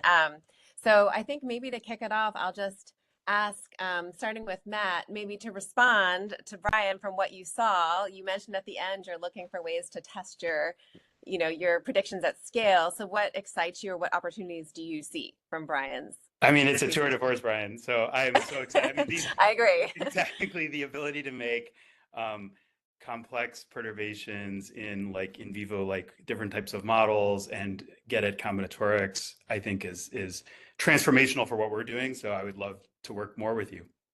Me too. I mean, yeah, we need. Yeah, Brian, go ahead. What are some of your reactions to Matt's cool techniques, this machine learning? Well, I have to say the whole time I was thinking our data is so complex that we end up getting from our CRISPR screens that, we would love to build kind of predictive mod. So we have the same, so we think that we're helping with predictions of, from patient data, but then we get this data and then we need to be able to make better predictions from it because the data is very complex. And I think, there's other components that we still are, working to introduce, like time, when the perturbation comes on. And, I think one critical thing is, and this speaks to as well what Gordon was saying. Actually, I've been working with Gordon as well. So we're part of a network and we are working together on these things, which is, how can we overcome this problem of heterogeneity? So what we'd ultimately love to find would be, genes or ways to perturb the system that will have spillover effects into other tumors. We know that intratumoral, treatments can be extremely effective to the tumor that's treated, but it becomes a big problem when you have metastatic disease. And I think the more we can find ways of having, one tumor educated or remodeled and that influencing a neighboring tumor, or, teaches the T cells, for example, in Matt's case, in a way that allows them to be so aggressive they could go over to this other tumor nodule. That's something we really want to find and need to do. I think, yeah, and would love to work with Matt. Yeah, and I'll say two other things along the lines of what Brian was saying is two kind of issues we have is that this whole issue of causality is tricky in the spatial data as is. The way we're thinking about it is that cancer is helpful because it's trying out so many different transcriptional states, like Gordon said, that you're sampling regions of gene expression space that are not usually sampled and can sort of break incidental correlation, but it's still a major problem. And so that's one of the things that is critical for testing. But the other thing is what Brian said, these physiological factors. Like sometimes we get predictions like upregulation of CCL5, which is a very strong kind of attractive chemokine molecule, but also interacts with the vasculature. And so one thing we're realizing is the physiological context is so critical for how, a given therapy will work and how it will progress over time. Like could initially be good, but then drive metastasis. And so only through deep integration of different sort of scales of experimental models, I think, can the computational predictive models actually succeed and do well for our patients. Yeah, I wanted to add too that one thing, I mean, I always say I'm not really a mouse modeler. I just happen to go into it because it answers the questions that we wanted to answer.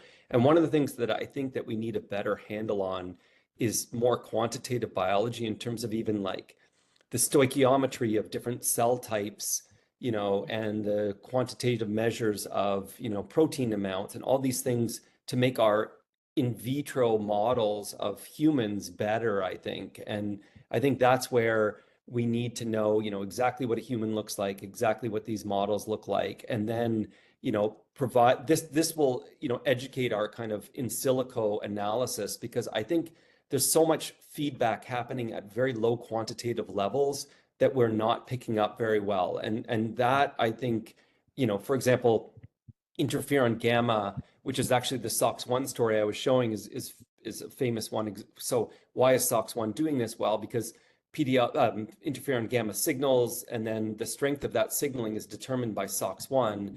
And I think that's the part that, we still don't have a good handle on. Is it like how much interferon gamma is there? Is it, the number of cells producing it, the number of receptors on the cell? Those are like quantitative measures that we still, need to know better so we can model what's actually happening in a tumor and how all this dynamic biology occurs. I don't know if that makes sense or not, but yeah, that's interesting. Well, and yeah. one thing that's getting better and better is the integration of transcriptional and like RNA and protein, multimodal spatial kind Yeah, of genomics, proteomics will be really useful for exactly these kinds of questions you're raising. yeah, absolutely, yeah. So Matt, what do you think it strikes me that Brian's data could be really powerful as the training data for Yeah, exactly. modeling. That's what And I'm thinking because too. yeah, and also, is there a chance where perturbations could be made that make the tumor look more like a human tumor in terms Hmm. of adjusting ratios or adjusting parameters that I don't know, I'm just throwing it out there. If you think Yeah. that would be or could learn that. Yeah.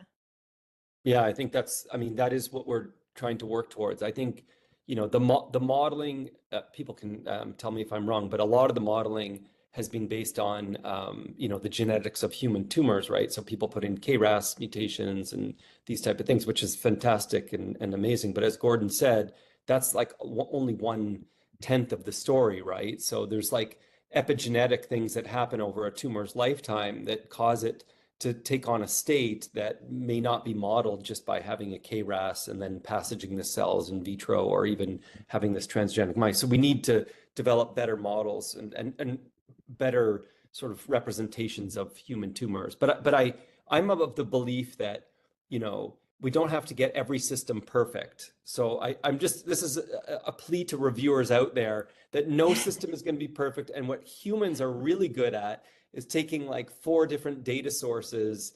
Maybe now computers are better, but taking 4 different data sources, putting them together and coming up with, kind of a ground state truth. So we shouldn't all be mean to each other about, this, doing this sucks or doing that sucks. We should be doing all of these things from, I don't know, zebrafish to, human or whatever. So yes, thank you. That's my plea. I love that. Yes. Each system has advantages and we should exploit all of them. Yeah. Well, Matt, as your expertise in integrating all these data for machine learning, like how would you kind of prioritize, um, maybe how to do that or how to go about kind of collecting it all to make new predictions? Yeah. Yeah, I mean, using platforms exactly like Brian's to do large scale perturbations coupled to spatial readouts is exactly, I think that is the data source we need. One of the things we're excited about the machine learning models is this combinatorial stuff because, you can go through and do, say, like a perturb-seq style screen on single genes and maybe get some combinations as part of that. But when you start getting into higher order combinations, it's really difficult to cover the whole space of possibilities, say when you look at triples or even quadruples. And I know that's hard clinically to deliver those. But one of the things I'm really excited about is these kind of epistatic effects that we're seeing where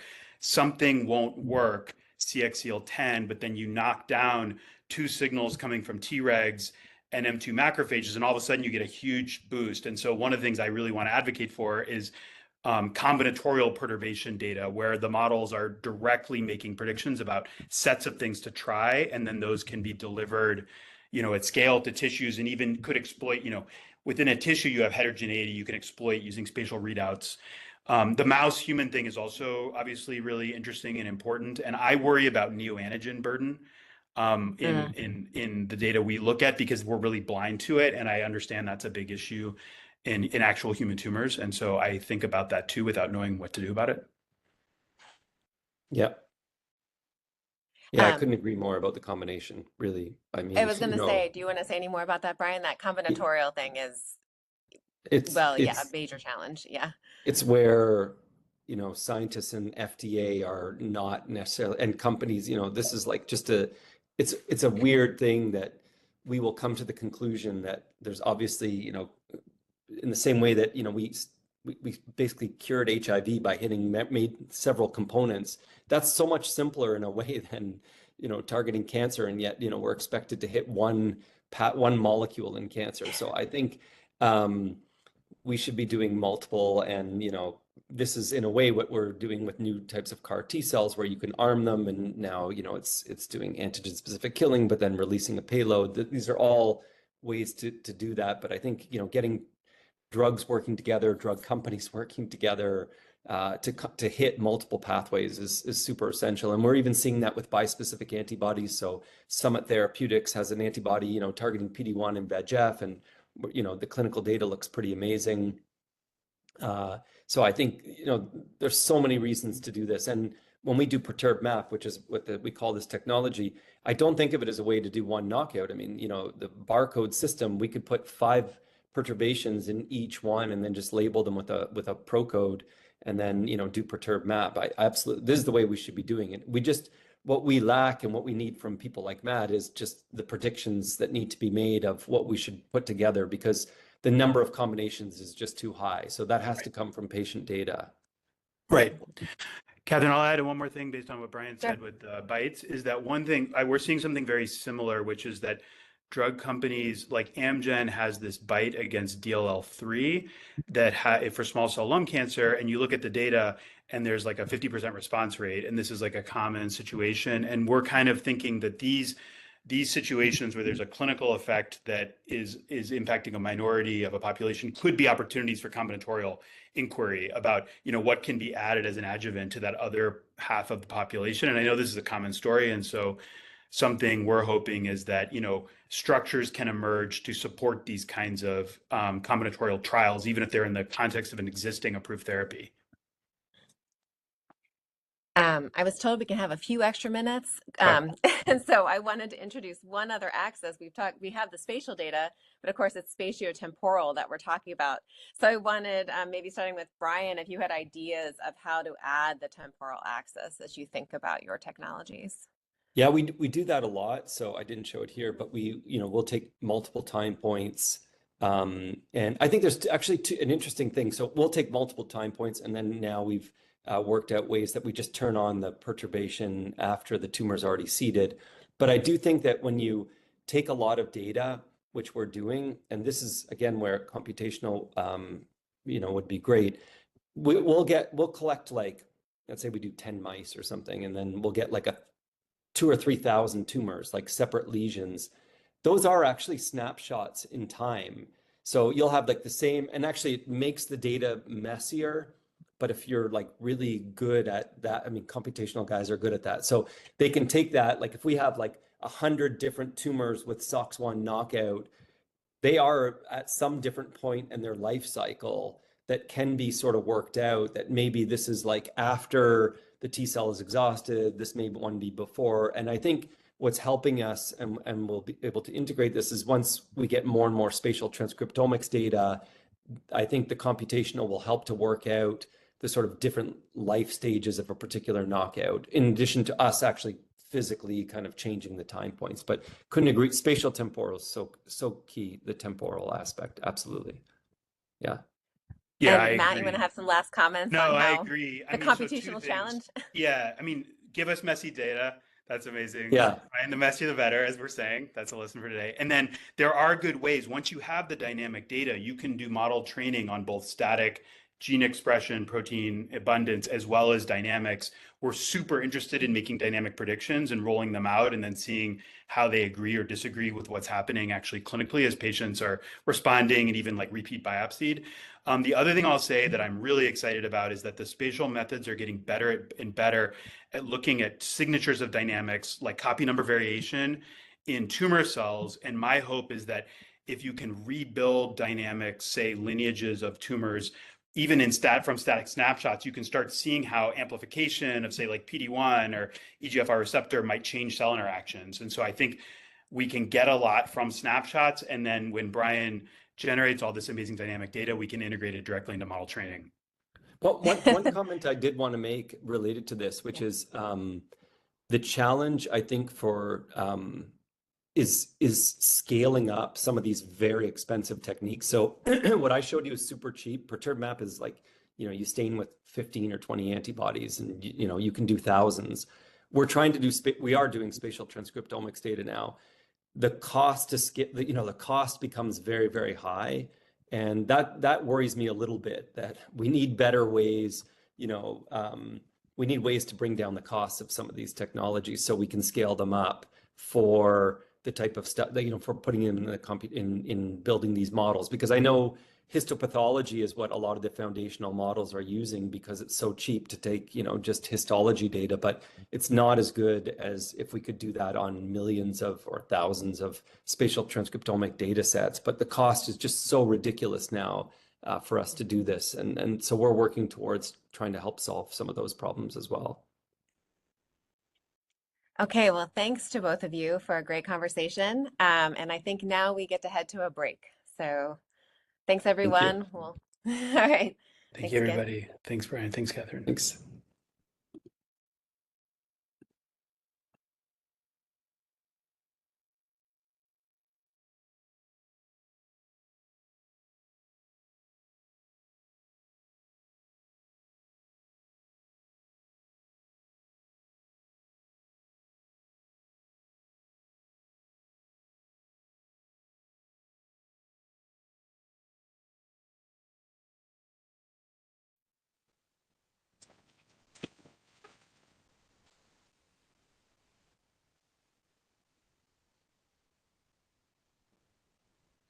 Welcome back, everyone. We'll now move on to session 2.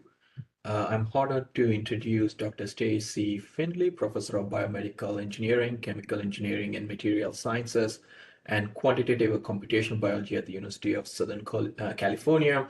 Dr. Findlay leads the Computational Systems Biology lab, where her group develops mechanistic models to understand immune signaling, angiogenesis, and metabolism, particularly in the context of cancer.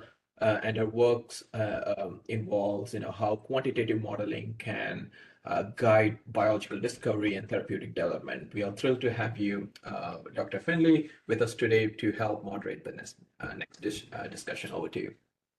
Great. Thank you, Ajit. I appreciate it. And also the opportunity to sort of sit in on these exciting conversations between researchers, both in systems biology and also synthetic biology. So I won't take up much time. This session focuses on spatial temporal biology of drug resistance and drug response. And we have 2 exciting talks, again, representing systems biology and synthetic biology. And these are going to be short, fast-paced talks, as you've already seen. But that leaves time for us to unpack some of the thoughts from each of the speakers and also synthesize some of the points that come up. So the first speaker is on the systems biology side. We have Andrei Marusik, who is from the Moffitt Cancer Center, specifically in the group of cancer physiology. And he works on developing models to study and also quantify the dynamics of heterogeneous populations of cancer cells, including when the cells are presented with anti-cancer therapies and how that changes the cell's dynamics individually and in combination with other cells that are present. So I'll turn it over to Andrei. Okay, thank you, Stacy. Okay. Let me share the screen.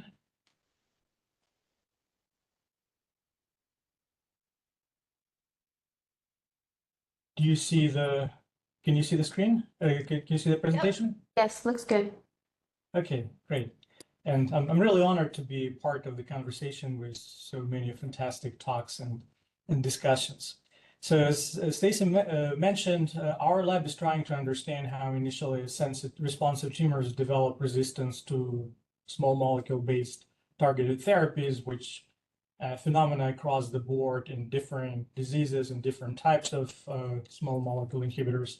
Our lab has been primarily working on the model of non-small cell lung cancers, ALK positive, KRAS positive, but what we're seeing, I think, is applicable throughout the board.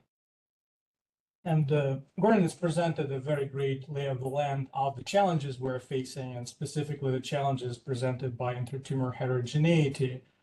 In addition to it, I think there is another less appreciated challenge of the complexity of persistence and resistance, that it's not necessarily reducible to a single molecular driver being at the level of expression change or mutational. So what we're seeing, at least in the models that we've studied, is that resistance, development of resistance represents a path, a trajectory in both Waddington and epigenetic, adaptive and Waddington's landscape, and that the cell state transition and genetic changes can represent building blocks of resistance that can add up and lead to more challenging to deal with phenotypes.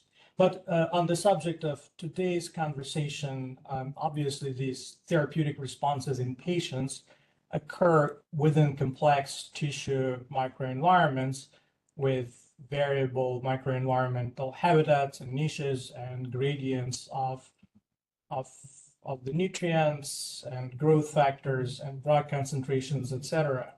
And one of the very kind of powerful nuances of in vivo therapy responses is that many of the factors within tumor microenvironment are known to dramatically impact sensitivity of tumor cells to the drugs. For example, even if we do the experiments in vitro, we hit the cells with ALK inhibitors, it potently kills a bunch of tumor cells, arrests proliferation of the remaining cells, and if you give these cells enough time, they will eventually develop whatever fraction that survives will eventually be able to develop resistance to clinically relevant concentrations of targeted therapies. And this phenomenon is observed in essentially all of the major experimental models of targetable cancers. But if you co-culture the very cells with cancer-associated fibroblasts, you often see that the drug becomes much less effective. So the fraction of tumor cells killed is less, and then they are capable of transitioning to proliferation much faster. So the question is, if we think about the responses in vivo, to what extent the sensitivity and resistance and persistence is attributable to cell intrinsic versus microenvironmental factors. And this is a short talk, so I don't have to go into too many details, but I think one of the most insightful observation comes just from looking at the patterns of tumor cell proliferation and cell death with tumors during the therapy, looking at different time points. So here in these slides, I'm showing the data with BRDU incorporation that essentially marks the cells in S phase of cell progression. So these are actively replicating cells. And at the baseline, there's a lot of cell proliferation. The amount of cell proliferation is much more than one can infer just from the growth of the tumor, which means a substantial turnover. But it appears to be fairly randomly distributed across the tumor tissue. However, as soon as within 1 or 2 days of the treatment, you start seeing the emergence of this obvious spatial patterns where the cell proliferation seems to line up along the stromal ECM-rich stromal regions that are made by fibroblasts and where you can find lots of the immune cells. And at about 2 weeks of the therapy, essentially almost all of the cell proliferation is localized to these peristromal niches. Interestingly, even at the point of tumor relapse, we're still seeing this apparent bias where there's more proliferation and less cell death close to stroma, even these tumors are growing, and it's typically attributable, thought to be attributable to cell intrinsic mechanisms. So now we've developed a methodology to try to quantitatively capture this effect so that we can use this information in mechanistic agent-based modeling that are aiming at capture the proliferation death dynamics during the acquisition of resistance. And for example, this radial distribution function can capture both magnitude and distance of the effect looking across whole tumor sections, so analyzing hundreds of thousands of tumor cells to make sure that we're not just picking the patterns that are not there, that we can robustly capture them and quantify these effects. And again, this data indicates that, is consistent with the visual observation, whereas the strongest effect is observed at the initial stages of responses, but even at relapse, we're still seeing the effect of this peristromal niche. Another important thing is that being close to stroma not only makes cells less susceptible to therapy. Across many models that we've looked into, and this is consistent with the prior literature, is that being close to stroma often is associated with an induction of intermediate EMT, which is associated with higher phenotypic plasticity. So the tumor cells that are closer to tumor stroma might be more capable of not only surviving the therapy, but also being more capable of undergoing cell state transition to allow the cells to initially survive therapy, but also to facilitate the development of stronger resistance through cell intrinsic means. So kind of to sum up, we're thinking that these peristromal niches mediate both survival and the plasticity mediated adaptation. So again, the conceptual model is that these cells, they are capable of persisting therapy and developing resistance through cell intrinsic means. However, in vivo, it appears that the majority of the ability of tumors to survive within the minimal residual disease seems to be due to this effect of peristromal niche. And this buys the tumor cells times and also facilitates their ability to change and acquire at least a degree of cell intrinsic resistance that enables the relapse, the resumption of the tumor growth. But even at this stage, the tumor growth is still not fully attributable to cell intrinsic mechanisms, but rather this combined effect of cell intrinsic resistance and the effect of tumor microenvironment. Mechanistically, again, there's tendency typically to publish a paper or get a grant to reduce it to a single mechanism, but what we're seeing is that this effect is not reducible to a single molecular mediator. There's obviously tons of literature that uncovered lots of different mechanisms that can mediate this effect. And in fact, in our experimental system, we're seeing evidence of multiple of these mechanisms in play, including interaction between collagens and integrins, interaction between hyaluronic acid and CD44, multiple growth factors, including HGF, HGF, etc. And therefore, targeting any of these specific mechanisms improves the responses, but it doesn't solve the problem. It doesn't fully eliminate the effect of stromal resistance, which obviously represents a big challenge if we think about therapeutic implications. The effects that we observe also have a major impact on the evolutionary dynamics. So at Moffitt, we're trying to capture the evolutionary dynamics in predictive mathematical models and use these models to inform optimal therapeutic schedules.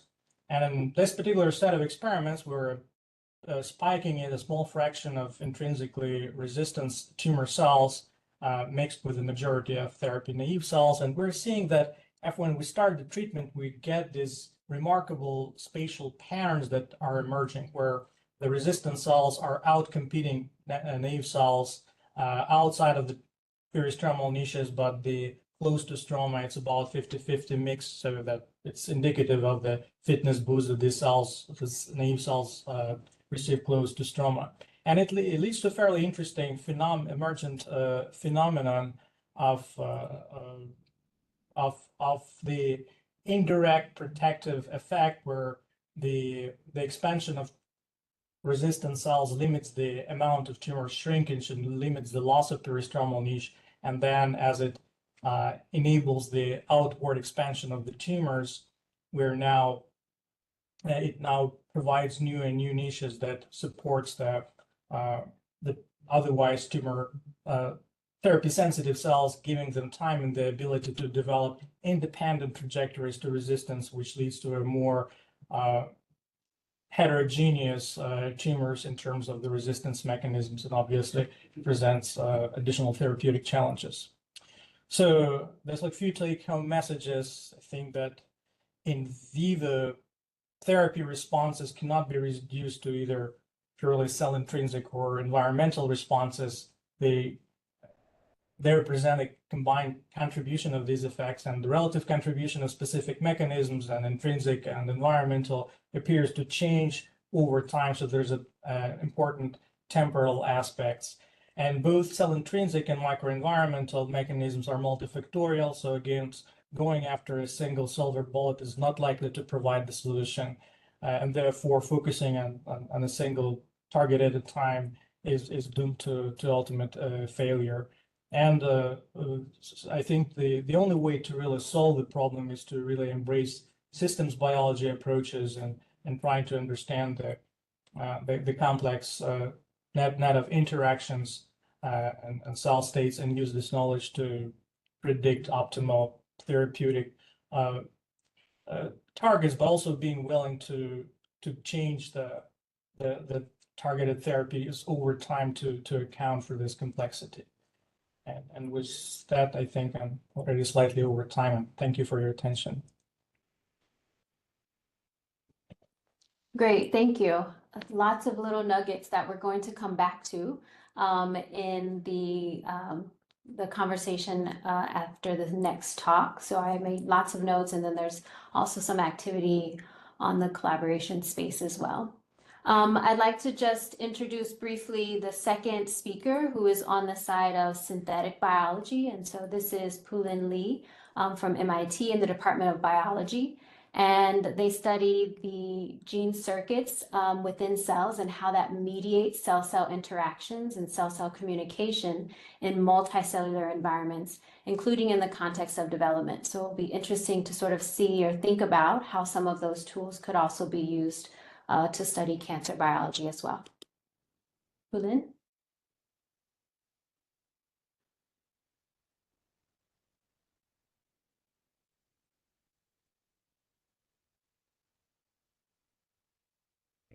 Okay, can you hear me?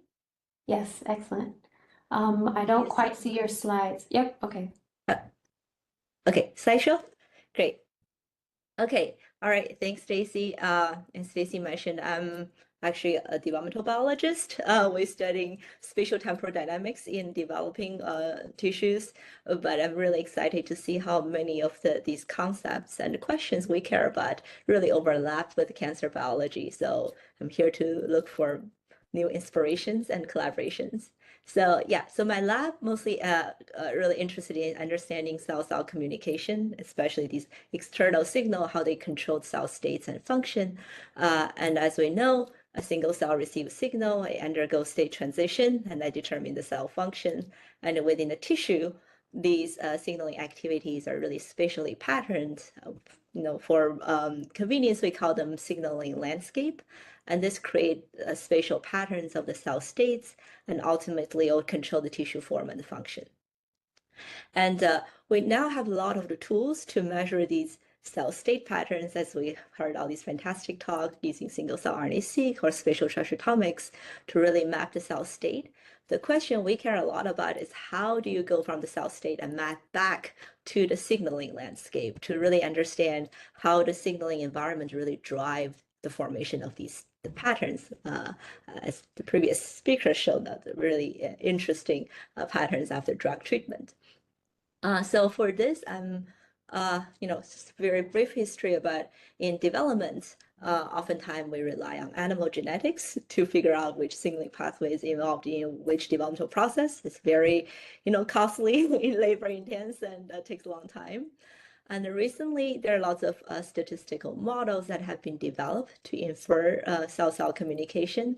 And in many of these algorithms are built upon a lot of assumptions and largely based on expression of the ligand or receptors of a signaling pathway to predict, what the potential of two cells might be communicating with each other. But by studying development, we also know ligand receptors are not sufficient to determine whether two cells can communicate, right? One classic example are these morphogens, which set up this spatial gradient in across space, and that induce distinct cell fates. And we know, genetics have identified many of these components in the pathway, but it's not just the ligand and receptors. We have these extracellular modulators, we have co-receptors, and we have all these ECM, right? And together they also form these feedback circuits. So it's really difficult to build a very quantitative model to like accurately predict which cells can communicate with which other cells. So using synthetic biology mindset, we were asking, so in my lab, we developed this method trying to really reconstitute cell-cell communication in a very principled way to say, can we put these different parts and circuits back to in these very simple cultured cells and try to recreate these spatial patterns of cell-cell communication. And that would allow us to really quantitatively measure these key parameters so that it would inform the construction of accurate models. So one of the example we developed is to build these morphogen gradients in cell culture, where we can engineer synthetic sender cells, like shown in blue, and synthetic receiver cells. Once they receive the signal, they will turn on their signaling reporter in a graded way. And we can really watch this over time at a very high spatial temporal resolution. And importantly, we can add or subtract different components in the system and ask how that would affect, how far cells can communicate with each other. In this case, for example, we studied a morphogen called sonic hedgehog, which is also involved in many cancer. And we found one of the extracellular proteins called SCOOP. If you add them into the system, it really expands the range of the gradient. So it really enhance the capability for the cells to talk to each other in long distance.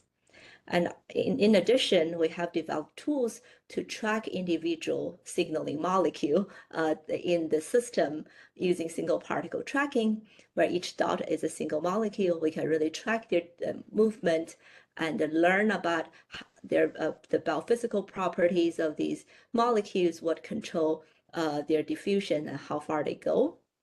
And in a nutshell, we can really extrapolate lots of parameters from these highly quantitative measurements and build mathematical models that eventually we're hoping to be able to incorporate these models into these, single cell or spatial transcriptomic data, so we can be more accurate with our prediction of cell-cell communication. So this is the first part, how we use this synthetic multicellular system to inform in vivo prediction. And the second part is we also move into a little bit of the transcriptomic space in a sense, we really want to accelerate this discovery process. We don't want to just wait until we measure all the parameters before we can make interesting predictions. So then we ask, actually, can we infer a cell signaling state just based on its transcriptome?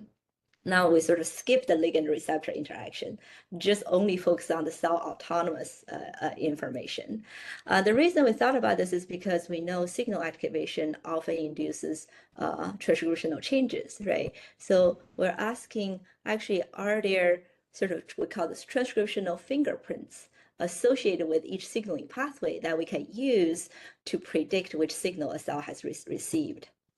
And as a thought process, in order to do this, we need to measure how different cell types respond to a given signal in a systematic way.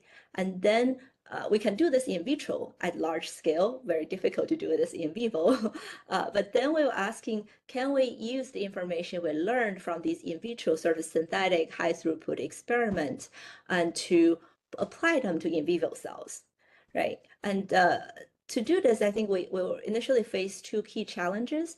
One is there's actually quite limited signal perturbation data with ground truth, even with cultured cells, right? Because unlike perturb-seq and things you look at more of a perturbation intrinsic to each cell. This is non-autonomous information. So setting up these kind of high throughput measurements and make sure all the cells are responding to the signal in a way as expected is not a trivial task.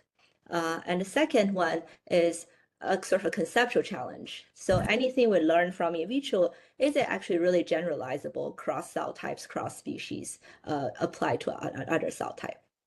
So we didn't know if this project would work at the beginning. We thought, well, first let's collect some data to see if we can actually learn something interesting.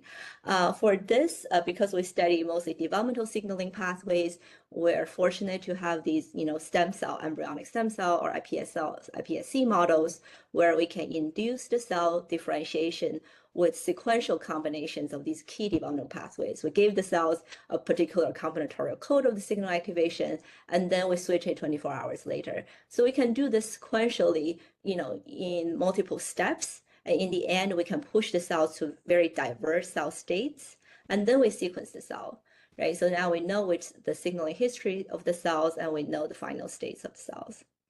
And then what we want to do is we say, well, these are our cells that we labeled with signaling state.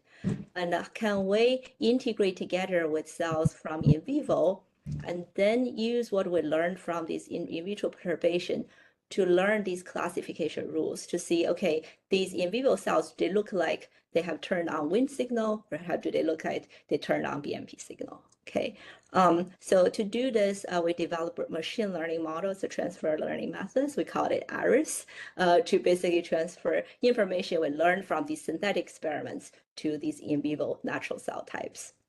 And it turns out actually the method worked really beyond our expectation.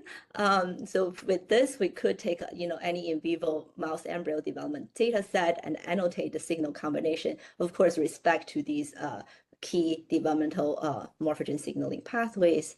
And then importantly, this is a single cell based method. We can take any given cluster, for example, cluster 19, it's called the gut cells, and it's really difficult to further cluster them, into subcluster to represent different gut cell types. But if we look at their signaling states as a combination of these different signaling pathways, we actually saw lots of heterogeneity within a single cluster. And then if we look at the cells that fall into each signaling cluster, we saw they actually are really meaningfully associated with different cell fate markers. Like some of them with particular combination, they're destined to become foregut, which means they're going to make, like liver or lung or pancreas, versus the other ones associated with a different signaling state, they're actually going to become intestinal colon. So these signaling prediction really allow us to, have a higher resolution into the single cell RNA-seq data, really, from inferred signaling state of cells and learn interesting heterogeneity. And we can also construct a linear trajectory and really reconstruct the signaling history that lead the cell from like pluripotent stem cells to differentiated cells. So to summarize the second part, basically we're using these sort of synthetic ligand screen perturbation as a way to train our machine learning model. Hopefully we can use this to annotate the signaling state or history or heterogeneity of in vivo cell types. And with that, this is my lab, and the people who did the work are Gavin and Nicholas, two fantastic trainees. Excellent, thank you. Maybe we'll have both you and Andre to come back so we can have a little bit of a conversation, raising some of the points that were brought up in each of your talks. So I have some questions, and there's a little bit of activity on the collaboration space as well. But maybe I'll get things started by following up on something that Pulin mentioned. I had also gone in and looked at this really elegant preprint that's on bioRxiv that you started to present some of the work from about the fingerprints.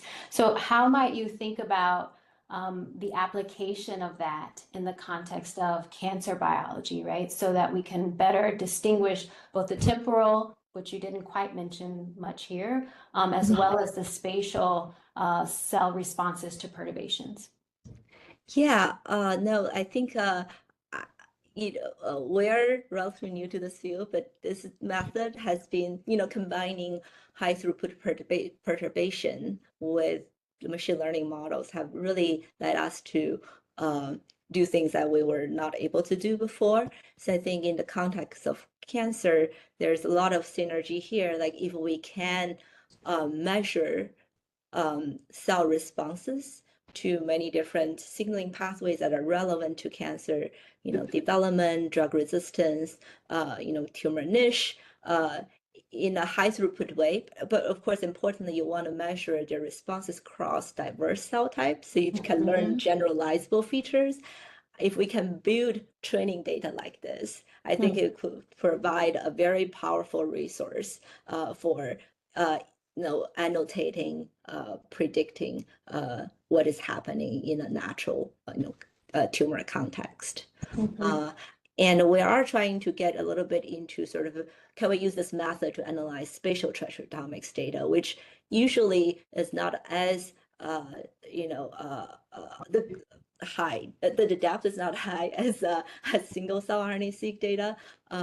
The number of transcripts we could detect is usually a fewer, but I think that's sort of another direction we can go into to see if we can apply this method to, for example, tumor spatial transcriptomics data. And then there you can really incorporate sort of this niche, like what ligands and receptors are expressed in combination with the cell's own response signatures. Yeah, no, I think it very nicely complements some of the things that Andre was talking about in terms of the peristromal niche and the interactions between groups of cells in the tumor microenvironment. So I might be interested if you have any ideas, Andre, about how to leverage some of the technology that Pulin mentioned. Yeah, so that's definitely interesting. Like one thing sort of right now in our talk, I was talking about peristromal niche as if it's a single entity. However, there is substantial variability within the same tumor in terms of both sort of stromal composition, ACM composition, as well as responses of tumor cells. So one obvious question is challenges figuring out the sort of the signals, sort of maybe kind of subdivide the stroma into more kind of finer resolution regions and understand the signals that impact the behavior of tumor cells and use this knowledge to try to inform therapies. And importantly, is again, we're seeing, so what we have is a series of snapshots at different periods of time. And one thing that I didn't mention is that it appears that both stroma and tumor are evolving or changing over time. So we have essentially an eco-evolutionary succession from the initial responses to the therapies, and obviously having a mechanistic understanding of what are the mechanistic drivers of these responses at different times could be immensely useful. So what kinds of perturbation data would be important and critical for building the mathematical model that you started to describe?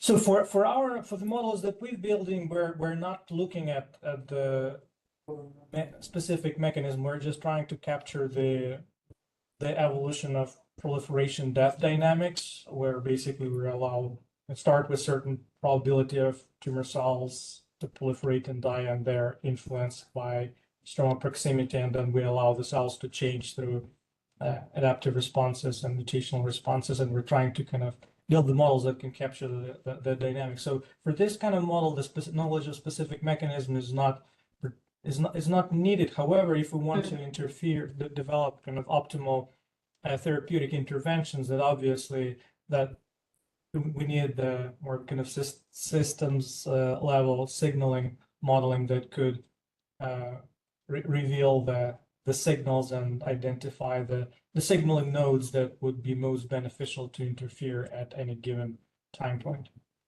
Right, but do you think that maybe having that kind of perturbation data, especially on the large scale and over space, as Pulin mentioned, would help tease out the contributions from the cell intrinsic portion of drug resistance versus the environment mediated drug resistance? Yeah, that would definitely be helpful. Okay, excellent. Yeah, I wanted to sort of also hear maybe back to Pulin about if there are any ideas that were sparked from hearing the first talk, not just applications, but you're doing some mathematical modeling, at least on the machine learning side, with the neural networks and inferring the signaling states from the transcriptomics data. How might you also incorporate or think about leveraging mechanistic modeling from systems biology approaches as well? Yeah, definitely. I think that's I was very intrigued by Andrew's talk on the co-evolution of the cancer cells and the stromal cells.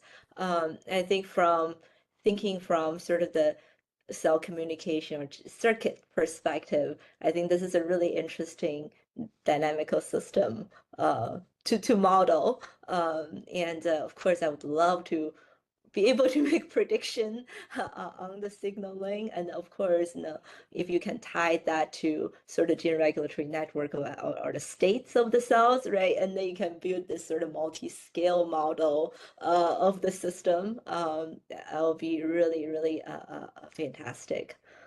So we're also looking at in the developmental context. This is one thing I didn't talk about is we actually also look at epithelial mesenchymal interaction during organogenesis. So this is like a developmental process, and we see these developments between the epithelial cells and the mesenchymal tissues. So it's a very, very interesting parallel in the cancer development. I do wonder if there's some kind of similar principles involved in those between the two processes.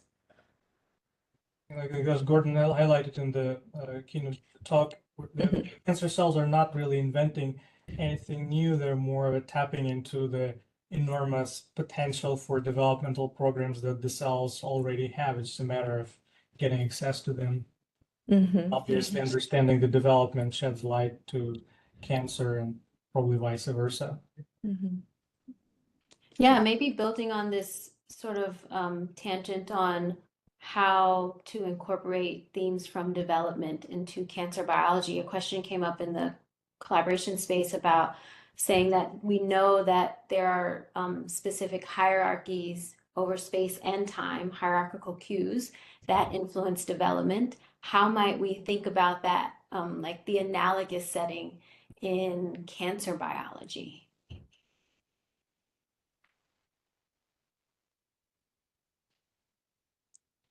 So both over time, like needing the cues to occur in a defined temporal order, and also how that influences the spatial gradient and then the spatial organization of the organogenesis. So how might we also think about that in the context of cancer? In our spatial analysis, we're seeing the results of this sort of gradients of cues. For example, at early responses, it's only tumors that are immediately adjacent to stroma that are capable of retention of some proliferation potential. But as the cell intrinsic resistance presumably develops, now we're seeing the distance of the action of the paracrine gradients produced by stroma at a longer distance. And I think it's because now sort of cells have kind of partial cell intrinsic ability to proliferate, but they get sort of the boost from, it's almost like a kid on the playground initially, just like hugs parents' knees, but then they can venture longer and longer, but still kind of looking at the parent and see. So we can detect sort of the effect of this gradient, but obviously Berlin's methodology of identifying the perpetrators, the molecular perpetrators could probably reveal what is mediating the action at the distance.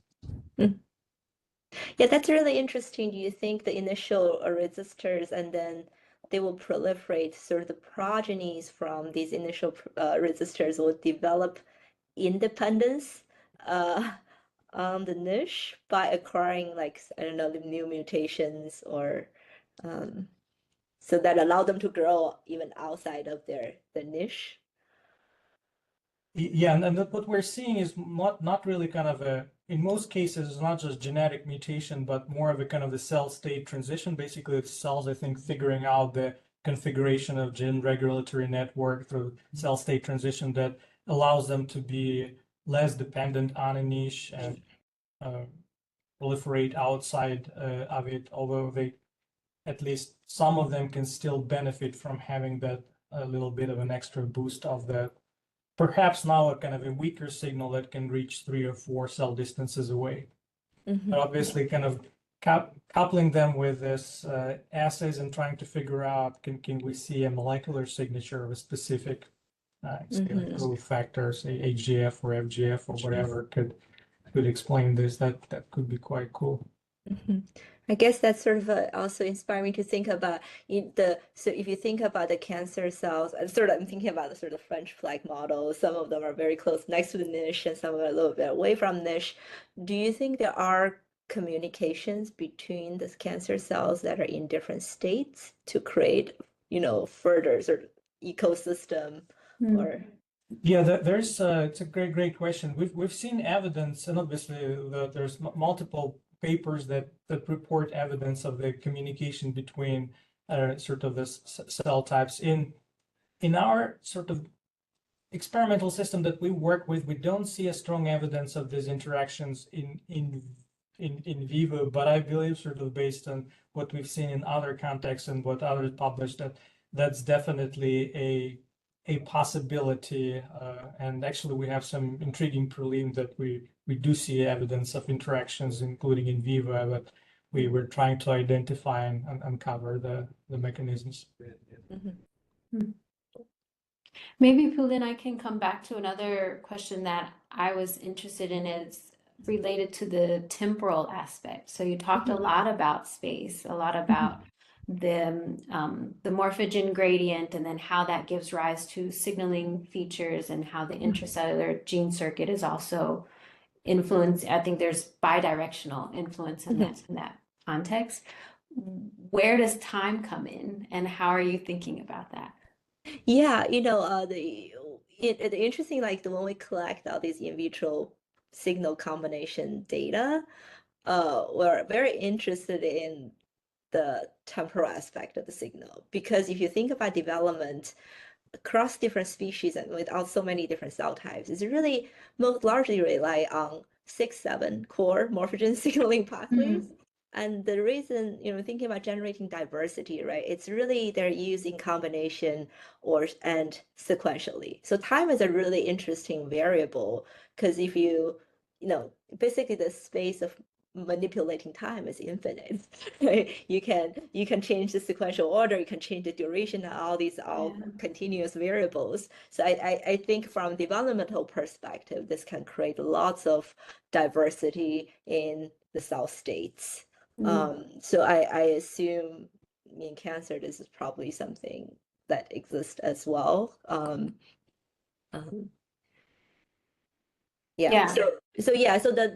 with our methodology, we can construct signaling history, but this largely relies on constructing a cell-fate trajectory, right? So, and many of these are purely based on computational inference. Again, I think synthetic methods like lineage tracing and really map out the lineage relationship would allow us to better construct the signaling history of the cells. The history, yeah. I think there's so many more threads that we could pull on. I've really just enjoyed sort of eavesdropping on your conversation and thinking about some of the ways that the technology that you're developing, Pulin, could be applied in cancer systems biology and vice versa. I really encourage both of you to go back to the mirror space and answer some of those questions that are on the sticky notes. But for now, we'll sort of close our discussion, and I'll turn it back over to Ajit to lead us into the next session. Thank you both so much. Thank you. Thank you, Dr. Finley. Thank you to all the speakers. We'll now move to the third section. It's my pleasure to introduce Dr. Carmela Haynes. She's an assistant professor at Georgia Tech and Emory University. Her research program focuses on engineering chromatin-based systems to modulate gene expression, particularly in cancer. Her group innovates powerful strategies to reactivate silenced tumor suppressors and improve the efficiency of gene therapies. We are thrilled to have you here, Dr. Haynes. Thank you for moderating this session. Okay, thank you for that introduction. Just quick sound check. Can everyone hear me? Okay, great. Yes, we can hear you. Okay, thank you so much. All right, so and I want to in turn thank the organizers for this opportunity. This is really exciting, especially as I'm working with a group over here in my department who are trying to develop a collaborative project around applying synthetic biology for a cancer moonshot. So maybe more on that in Miro when we start collaborating with each other. Okay, so for the interest of time, I'm going to go ahead and kick off this session. So we're in conversation number 3 on the theme of drug response and resistance. Again, I'm Dr. Haynes, joining you from the Joint Biomedical Engineering Program at the Emory University School of Medicine and Georgia Tech Bioengineering. So I'm a synthetic biologist, and my lab engineers nuclear chromatin-based systems to both report and control transcription profiles in cancer cells in order to study their behavior as well as control it. So in this session, we're going to hear from Arun Raj from the University of Pennsylvania, whose area is systems biology.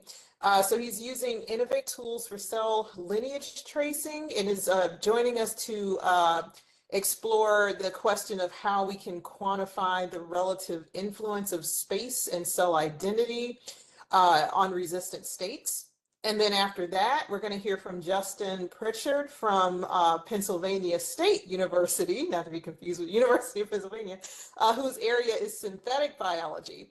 And he'll be sharing his development of genetic circuits, which are called gene drives. And so he focuses on the spatial and temporal aspects of the behavior of these gene drives in cancer cells. Talks are 10 minutes each. And so let's go ahead and hear from Arun first. Thank you very much. I'm gonna see if I can share this. Okay, screen showing up all right? Yep, we can see it. Thank you. Awesome. And yeah, so my name's Arjun. I am very grateful to be here talking to you about some of the work that we've been doing. My lab, we do a lot of work on single cell systems biology, and in particular with regards to drug resistance and cancer. And thanks also for getting it, that straight, that I work at University of Pennsylvania. I'm pretty sure half my family thinks I work at Penn State, so appreciate it.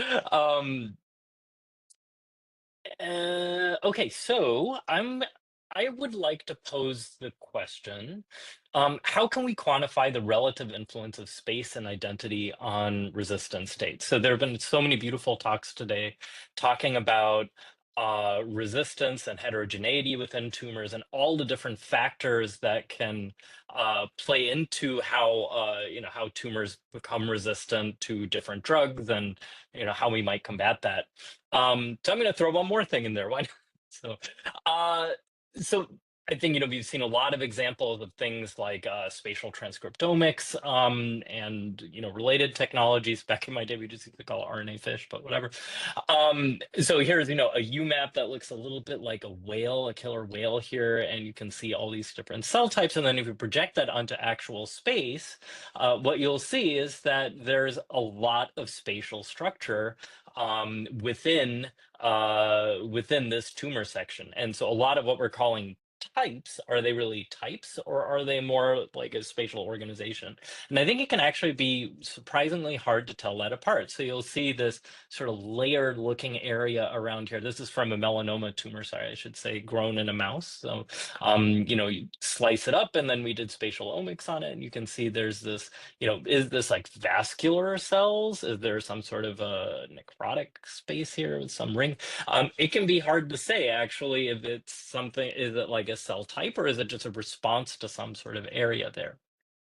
I will say that another whole area of my lab, we've been doing a lot of work asking about cells' intrinsic potential towards a particular, in this case, resistant fate. So to make the longish story short, basically, what we've been doing is just cells in a dish, individual rare cells. If you pour drug on them, they're these rare cells that are going to grow out for non-genetic reasons in our case, and turn into therapy-resistant colonies growing on the dish.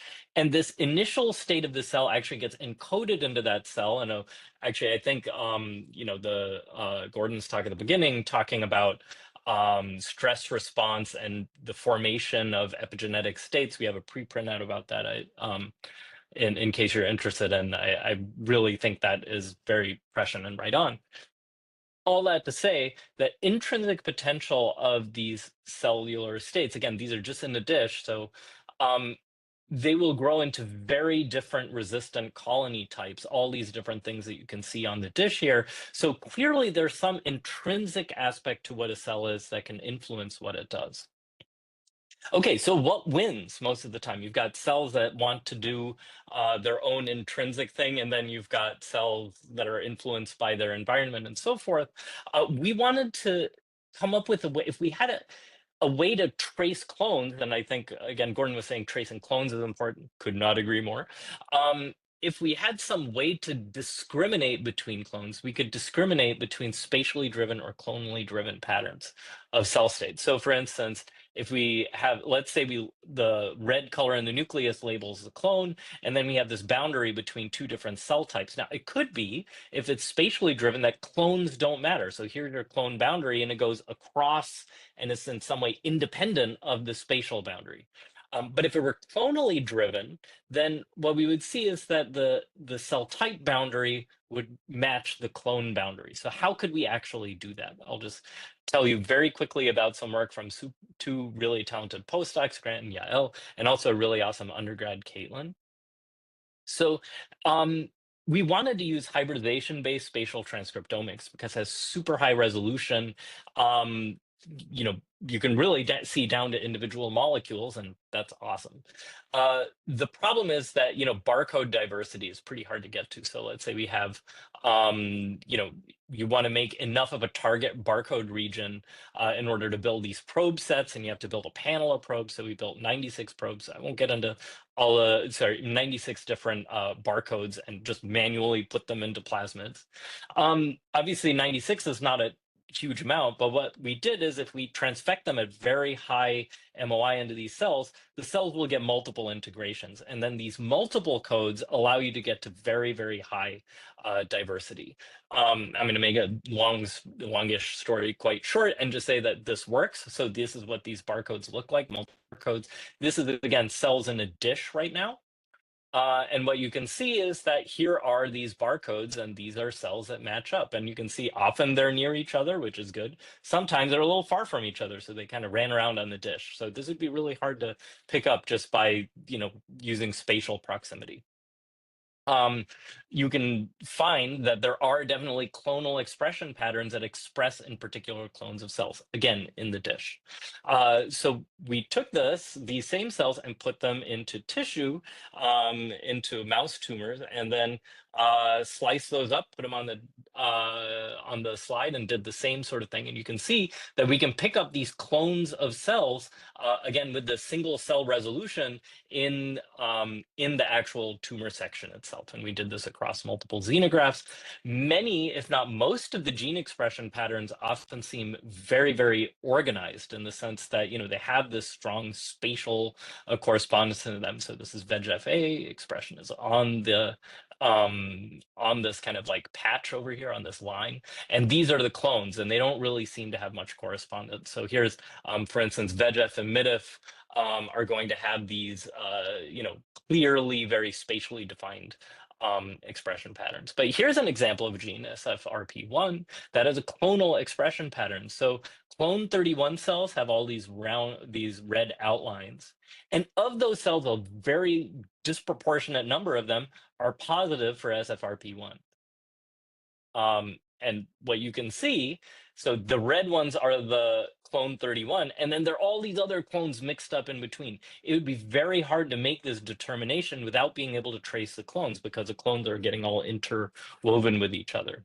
How could we quantify this? I can see I don't want to run over time too much here. So one of the ideas we had is basically which carries more information. We could separate all the cells into bins. We could either make clone bins, we could have clone A, B, C, whatever, or we could do spatial bins, which are like rings in this thing, and you could define those in any which way you want. And then what we ask is basically how much information capacity do you get for any given gene if you bin it by clone or bin it by region.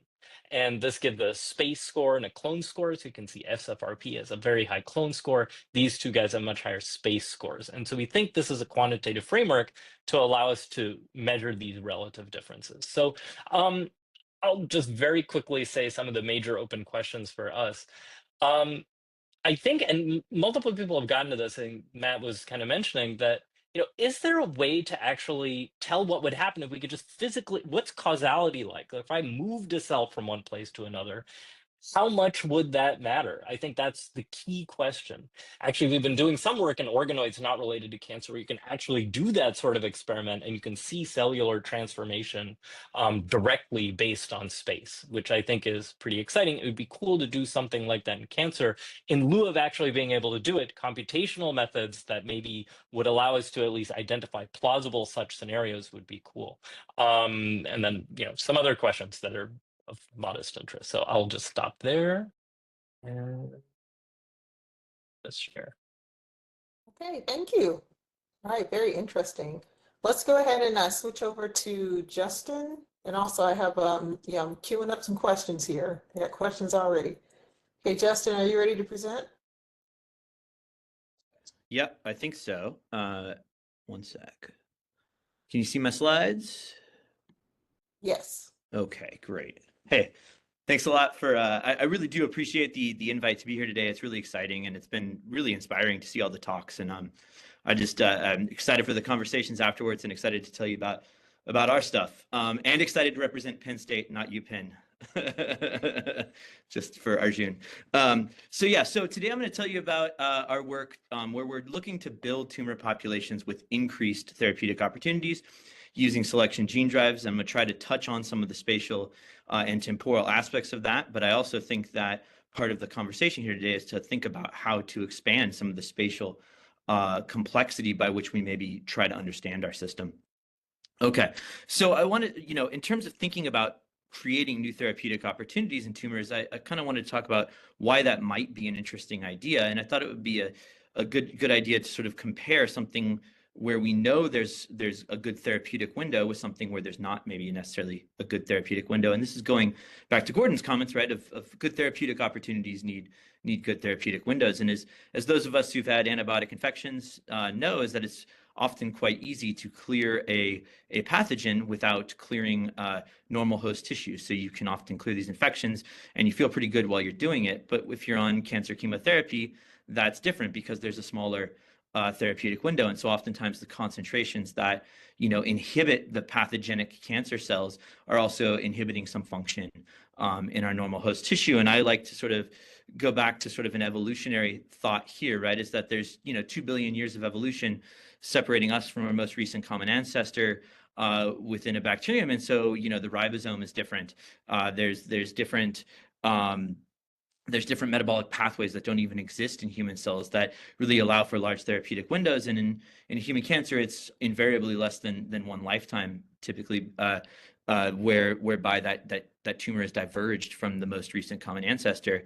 And so there's sort of a limit here on the differences that we can find, as much as sort of we look for those differences, right? There's sort of a hard upper bound on how different a tumor can become from a normal cell. And so that's why I think it's interesting to think about building new targets in. And yet, even as sort of challenging as it is to find these good targets, we can find some great ones, right? I think EGFR inhibitors, for instance, are a targeted therapy that's a great example of this in EGFR mutant tumors. These work better than standard of care combination chemotherapies, right? More patients respond than a combination of chemo, and they have less adverse events. And over time, right, because we have a good handle and a good target, industry has developed second, third generation EGFR inhibitors to try to both widen the therapeutic window and tackle the question of therapeutic resistance. Because as you can see from progression-free survival curves here, right, invariably these things tend towards 0. And so the question becomes, can we do more maybe with a single sort of therapeutic handle? And so, and part of this is sort of thinking about the big picture here of when you develop resistance, you go on a second-line therapy, you develop resistance to the second-line therapy, you go on a third-line therapy. As these options progress, the progression-free survivals are often shorter, and the drugs are often not as good. And so how do we get more mileage, right, out of these good targets in this sort of arms race? So I'm going to present an admittedly out there system, but something that as we do more and more, we like more and more, and we think is more and more interesting. And that's the idea, is to actually deliver a gene circuit to cells in a tumor. And the delivery efficiency actually might not be a problem here, because one of the things we want to do is we want to create inducible resistance to a tyrosine kinase inhibitor like osimertinib, so that we shield our engineered cancer cells from the initial effects of tyrosine kinase therapy, allow them to partially expand in the population. But then we encode sort of a Trojan horse here, a shared fitness cost, as we call it in our paper. And that Trojan horse could be a suicide gene, it could be an antigen for the immune system. But the basic idea here is to turn off the inducible resistance at some point and turn on the Trojan horse, and to use that Trojan horse switch to create a bystander effect, whereby you not only get rid of the engineered cancer cell, but you potentially get rid of local tumor cells that might have resistance mutations in them, or any sort of heterogeneity that is sort of sitting around that particular tumor. We published this system recently in Nature Biotechnology. I encourage everyone to check it out, and I'm going to sort of talk a little bit about the data, as well as some new interesting delivery data that we have.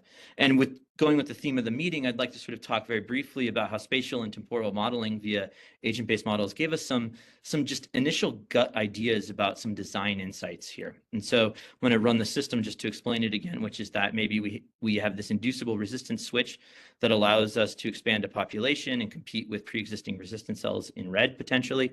And then at some point, we turn off that inducible resistance, and we turn on a second switch that creates an activated metabolite that creates a bystander effect, and hopefully we can collapse the population. And one of the things we learned, or some of the things we learned from doing modeling here, were that low delivery efficiencies were likely to be addressable, potentially with selection, and that the spatial distributions mattered the most, sort of where those green cells landed mattered the most when that bystander effect was small, which may make intuitive sense to a lot of people here. But then also the temporal dynamics of when we turned on and off these switches mattered the most when that bystander effect was limiting. So with that, we set out to sort of start trying to make systems like these. We started out with simple in vitro things in cell culture dishes, where we mixed cells that were sensitive, cells that were engineered to be resistant, and these gene drive cells together in a population at defined ratios. And we just asked, did we select for resistance in the absence of the gene drive? And the answer is invariably yes. But in the presence of the gene drive, we're able to expand the population, compete out those sort of pre-existing resistant cells. And then when we turn on that bystander effect, we kill the engineered population at the same time as we kill that unengineered resistance population. I'd like to sort of just quickly mention that this is modular. We've done this a lot of different ways in a lot of different cell systems, mostly with using kinase versions of that inducible resistance. So we've done it with EGR, we've done it with EGFR, we've done it with RET. And then we've used two different types of bystander effects. We've done both enzyme prodrug systems, both cytosine deaminase and nitroreductases, as well as targetable antigens. So immune cells can create a bystander effect by releasing Fas ligand. And then we've also tested with synthetic heterogeneity, sort of is the way to think about it, the ability to attack some of those different buckets of drug resistance that Gordon so nicely mentioned at the beginning, right? That you have sort of, to targeted therapies, you have bypass resistance, so activation of other oncogenic pathways. You have resistance in cis, mutations that abrogate drug binding to the target, and then potentially resistance in trans, right? At different sites throughout the genome. And so we made libraries to look at each of these, and we competed those libraries against our gene drive constructs, and we found that, at least in vitro, this system works quite well to both compete with and then get rid of those pre-existing populations with synthetic heterogeneity.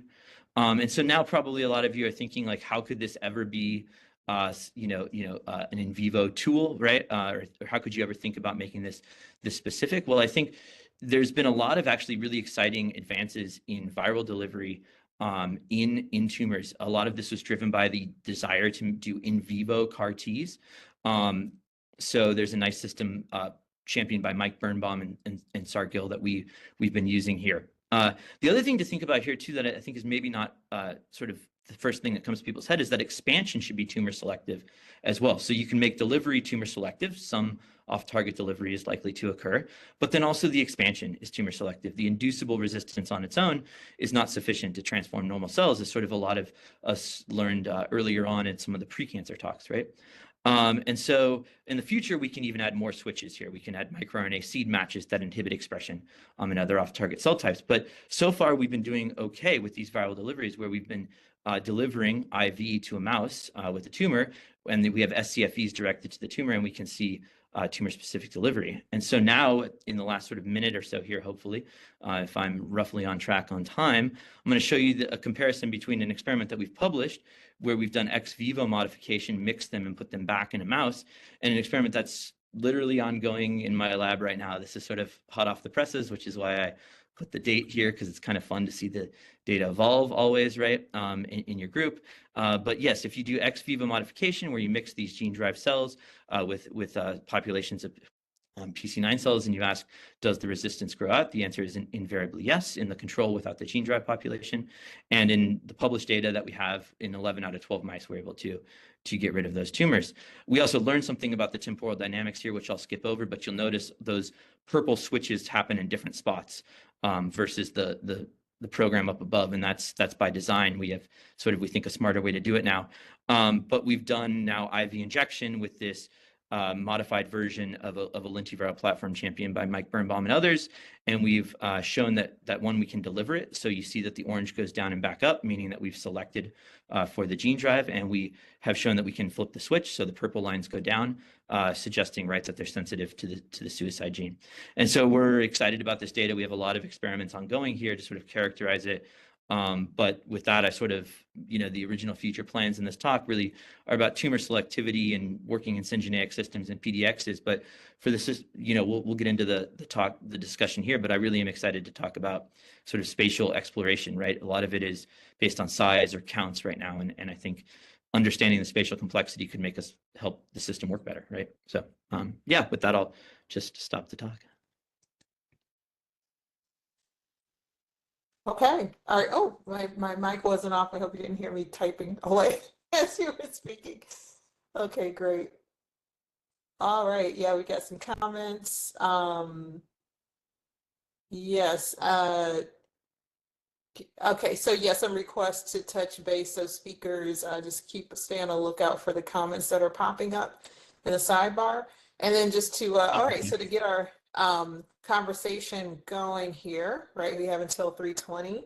I guess I'm going to start off with our warm-up questions. So first, can we hear from Arjun? Sorry if I mispronounced your name earlier. Arjun, right? It's good. Yeah. Okay. All right. So I'm going to start off by asking you, as you heard Justin speak, what did you, any kind of insights or sort of, new things that you learned from listening to Justin's presentation? I mean, That was really awesome. Like, it's pretty amazing that that works so well. Uh, so should we just not worry about the heterogeneity, maybe? Is that the Well, sort of moral of so this story? I think it's hard to say yes to that question, but that's where that's sort of like to some degree the the inspiration, right? Is sort of looking at the challenges faced in classifying and understanding heterogeneity and really being just totally confused, right, on my end, right? And not knowing what to do. And so this was kind of a brainstorming exercise that to some degree, came from that. There are very real challenges, as you might expect to write, translating this in a real way. But I am sort of excited about it as an orthogonal approach that at least leverages some of the risks of having to understand heterogeneity in order to fight it, right? If that makes sense. Yeah.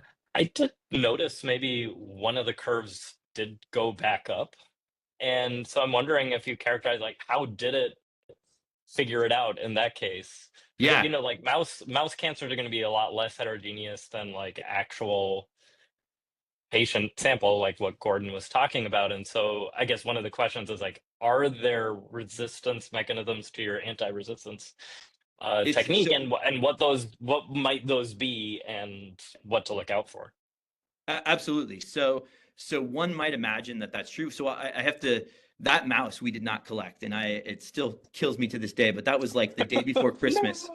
and yeah, and the grad student was, I mean, who was an amazing grad student, was so burned out that I think he just like sort of left for the holiday and didn't have time to collect it. So it's very like to this day, I want to know what happened. So I can't tell you what happened in that mouse, but I think you might imagine, right, that there could be a number of things going on. One of the things that we think is true, right, is that, and sort of the dynamics, you'll appreciate this Arjun, the dynamics of expanding that population does carry with it risks, right, associated with and so one of the things also that you notice when you look carefully at that mouse trace, and it's hard to see in that plot, is that mouse that grows out is actually the one we expanded the most. And so I alluded to it at the end. Yeah, I alluded to it at the end. But the initial criteria was just, okay, when these tumors reach on average 90% of their pre-treatment volume, that's when we'll flip the second switch. And now what we're doing is each individual mouse, the sort of first reading where it reaches 90% or more of its pre-treatment volume, that's when we flip the switch. So I don't know if we'll see that same sort of resistance rate of around 10%, let's say. But it is sort of, that was our intuition as to what might have happened there. I would love to know the molecular mechanism, but I just don't. Yeah, that's cool. If I could just jump in, so I think that was a good sort of kind of cross discussion. And what I want to do with the last, so that we have enough time to cover some questions from the listeners. There are some really good questions popping up on the board. I do want to jump in. I want to take moderators' privilege here for a second and ask Arjun, for genes with your strong clone scores, I was wondering if, because they're so spread out, could that also be tracking just cells that have a phenotype that makes them more motile? Like, are they moving more than the ones that tend to, right? Is that gene linked to cells that happen to be, more crawly Moving around. than, Yeah. yeah. I don't think so, in the sense that, most of the cell, like if I showed you like a patch of the clones, it wouldn't look any more spread out than any of the other clones on there. So I see. it's definitely an interesting hypothesis, right? It's a good question. Yeah, I think yeah. that I don't know that we've quantified, but nothing striking. I see. Okay, and then I just want to put another question out there that is, I think, related to that. And I was also wondering about tumor microenvironment. And so the same question, Justin, you could jump in and comment how is this relevant to the gene drives. So with the space, or so something like your space and clone score, and then also to Justin, the behavior of the gene drive, or maybe you could even leverage it as an input. The tumor microenvironment, right? So maybe speak a little bit on, how the tumor microenvironment could affect something like your analysis, Arjun, and then also Justin, the behavior of the gene drive, or whether you could actually exploit that. And by tumor microenvironment, I mean, in our lab, we've actually been looking at this in the context of adipocyte signaling because that's so relevant to breast cancer. It seems like home-based primary tumor, lots of fat cells around, they metastasize. And what's really interesting is that the cells tend to home in places where there's plenty of fat cells. And so, but they're still interacting, you know, with different cell types, different tissues, different ECM stiffness. So all of those cues, can you comment on that? Yeah. Go ahead. I'll go super quick and just say that I think it's a very interesting question as to how you define space. So what do you mean by extrinsic spatial influence? And that could be like microenvironment of, you know, how local is local? Is it like the global shape of the thing? Is it like what's near it? I think though that it's important to make those features clear independent of the cell identity. So the whole like, you know, I find this cell and its neighbors are this and whatever is like fine, but I think that in the end, a real spatial analysis has to take into account the actual sort of like morphology of it, which is what we tried to do in this baby version, but I think to be explored. Anyway, go for it, Justin. Oh no, what I was going to talk about is just sort of like I'm dying to know sort of what the competition in these tumors looks like, right? We don't know, and I think other than just sort of a curiosity of what it looks like, I think there's very real breaking points in our system that I didn't have time to go into, right? You go too low in infection efficiency and you break the system. And yet I think a low infection efficiency or transduction efficiency, especially in vivo, has some really high benefits in terms of thinking about selectivity and in terms of thinking about tolerability. And so I suspect that a lot of those breaking points are due to the way these cells land, the way that they sort of how spatially they're organized when they start producing the small molecule metabolites. And so one of the things that I was just sort of, there's actually antibodies to some of the activated metabolites up here. And so one could even imagine layering on some of the PD effects pharmacokinetic effects, not PD, PK effects, right? In a spatial manner, I think, and starting to think about like why, when we get to these breaking points, what's going on there spatially, and could we maybe help it to work better at those breaking points, because there'd be a real benefit, I think, for the system or the plausibility of the system, right? So. Excellent. And then so let me, let's see. Let's pull another question from off of the board before I didn't ask too many of my own questions because I got a bunch of them. Okay, so then another question is, yeah, I think what you've already talked about is pretty closely related. Oh, okay, so here's a very specific one for Justin. I think this is an interesting question. What fraction of the tumor has to be overtaken by the gene drive in order for your system to work? Right, because it's like I'm more familiar with the concept of gene drive in terms of what was it, Kevin Sveldt's mosquito system, right, where the whole idea is that that gene, right, that allele has to, sort of make its way right through the population to a certain degree before you get an overall net positive effect in, killing off the problematic mosquito. So in this case, yeah, if if your cancer cells are like the mosquitoes, if I'm thinking of this correctly, right, what's that threshold? Yeah, so instead of meiosis, we're using selection for the gene drives, and we've sort of, to some degree, stolen Kevin's language because I love hearing him talk about it. But I think it's interesting. So the question, obviously, the breakpoint depends upon the system. In vitro, it's quite low. When we spike in 0.1% resistant cells, we can spike in 0.1% gene drive cells, and we can still get rid of the resistant population. In vivo, we haven't been able to do as thorough an analysis of exactly where the breakpoint is, but somewhere between 1 and 10% is what we know. So we were actually quite worried when we started the in vivo delivery experiment, because at about 1/10 the amount of transduction units of the virus, we were getting about 1% infection efficiency. And we didn't know if scaling up to 10 times as much virus would give us 10 times as much transduction. We were pretty nervous about that. And so we knew that we were very much in a range where it could work or it couldn't. I think Right. both myself and the postdoc slash now assistant research professor were talking about it. We're like, yeah, 20% chance this works, right? Because we were genuinely worried that we weren't going to get enough transduction efficiency. Right. And so I think we've been really pleasantly surprised. And I think part of that might be due to maybe there's a sink and we're overcoming sort of the off-target sink. And so we actually get an over additive effect when we add 10 times as much in vivo in this case. So I don't have as great a sense of exactly where the breakpoint is, but somewhere between 1 and 10% in vivo. Okay, awesome. Okay, and then so I have another question for Arjun specifically.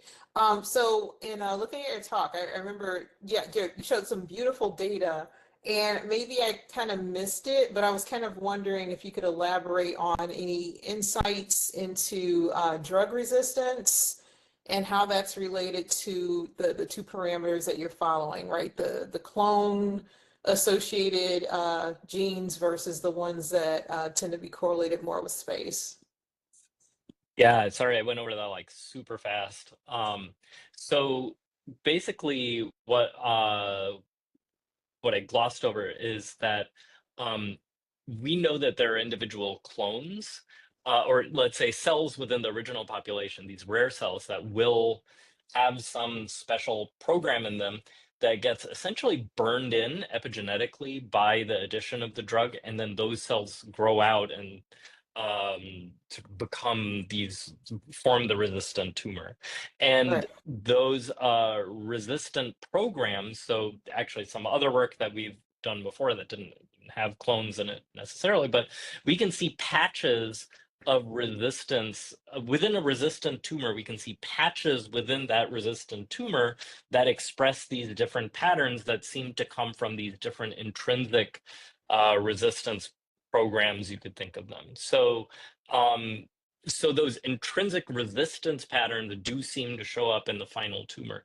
What I showed you before was just like, here is a tumor with barcodes in it. So we don't know. I think you get more of those kind of clonal growths and clone score patchiness when they become resistant.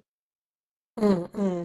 Yeah, and then so this general, I guess, concept kind of brings to mind and then maybe you two can comment on this, and I think this is more of an open question than anything, or maybe me just trying to start a fight. So the battle is, right? So there are some, I think, maybe competing theories on, the net result of drug resistance. One idea is you hit the heterogeneous population with drug, the losers die, the winners survive, and they proliferate and then change some more and then restore, whatever capacity there was to begin with. The other idea is that you hit the cells with drug, they kind of change themselves all a little bit to resist the effect of the drug. You take the drug away and then they kind of fall back to some other state that isn't even really drug resistant. And then, so there's a really interesting paper published by Paula Vertino's group that supported the latter rather than, what I think was a little bit more popular to think about, right? The sort of selection model. So I don't know, any comments on that, whether it's, one or the other or both that's happening? And yeah, just kind of curious about your thoughts on that. If that's clear, I can repeat Yeah, that. no, totally. So I would say that I posit there's actually another model, which is it's like selection and then an adaptation. And what we found in our hands, at least, is that once these cells become therapy resistant, there's no going back. Basically, it gets etched into their soul that they're going to be therapy resistant. We can at least, take the drug off for a month, put it back on, and they're just as resistant as they were before. We think that's due to this, epigenetic rewiring, again, very much along the lines of what Gordon was talking about, I think triggered by the stress, actually, of the whole thing. So I think it's actually this sort of quasi-Lamarckian process. Awesome. Any thoughts? Yeah, I guess I think that there's evidence for a lot of different models and different systems, and they're probably all right? And I think when one looks at the clinical picture, when I try to sort of rectify the clinical picture with the different models, right, they're very clearly our patients. who have mutations that abrogate drug binding, and those patients respond to next generation inhibitors that they can bind to those mutations, right? And so that's evidence sort of that exists in the clinic. There are also patients where we don't know what's going on, right? And so, and where we find, I think, evidence for the kinds of for different models. When people have looked in different papers, Jeff Settleman has a paper as well that's sort of interesting in this regard. And so I guess I think that, resistance in real people, they're buckets, right? There's a lot of different buckets. And Andre would tell you that sometimes multiple mechanisms even exist within the same sort of, and I believe that data as well, right? And so I think the heterogeneity is astonishing, right? Both in mechanisms of resistance and in terms both in the clinic and in the lab. And I think, I think it's hard to figure out a way through. And I think a lot of times, even though I sort of often study the genetic aspects, I study them because there's a good handle to the clinical biology sometimes, right? It's very easy to try to understand that, right? And that's why sometimes I gravitate to it, right? It's not because I don't believe the other data, if that makes sense. Right. Excellent. Okay, so this seems like a good time to wrap up, and we've got plenty of feedback on the Miro board. Yeah, some questions, and as well as some opportunities for ideas, a couple of references posted here. Okay, all right, very good. So I'll hand it back over to our our co-chairs. Thanks. Thank you so much, Dr. Hines. So we'll now take probably a 13-minute break and reconvene promptly at 3:25 p.m. for our breakout session.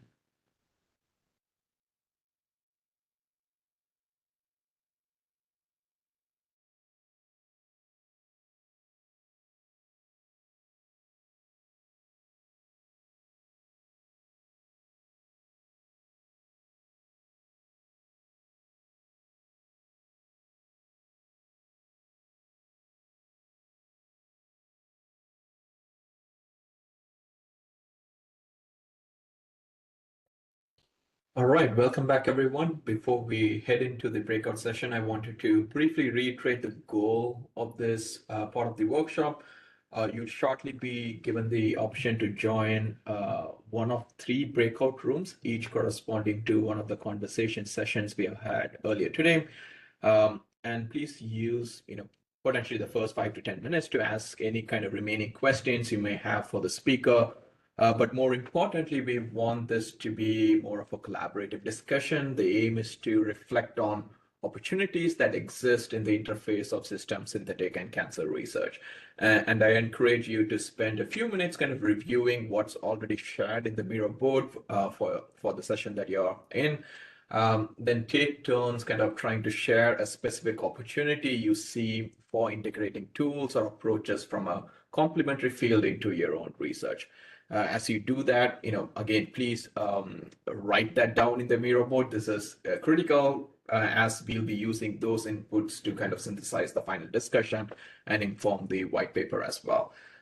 So I'll turn it over to Michelle to walk you through the logistics of joining the breakout rooms. Hey everyone, thank you for getting me introduced. This is not quite there.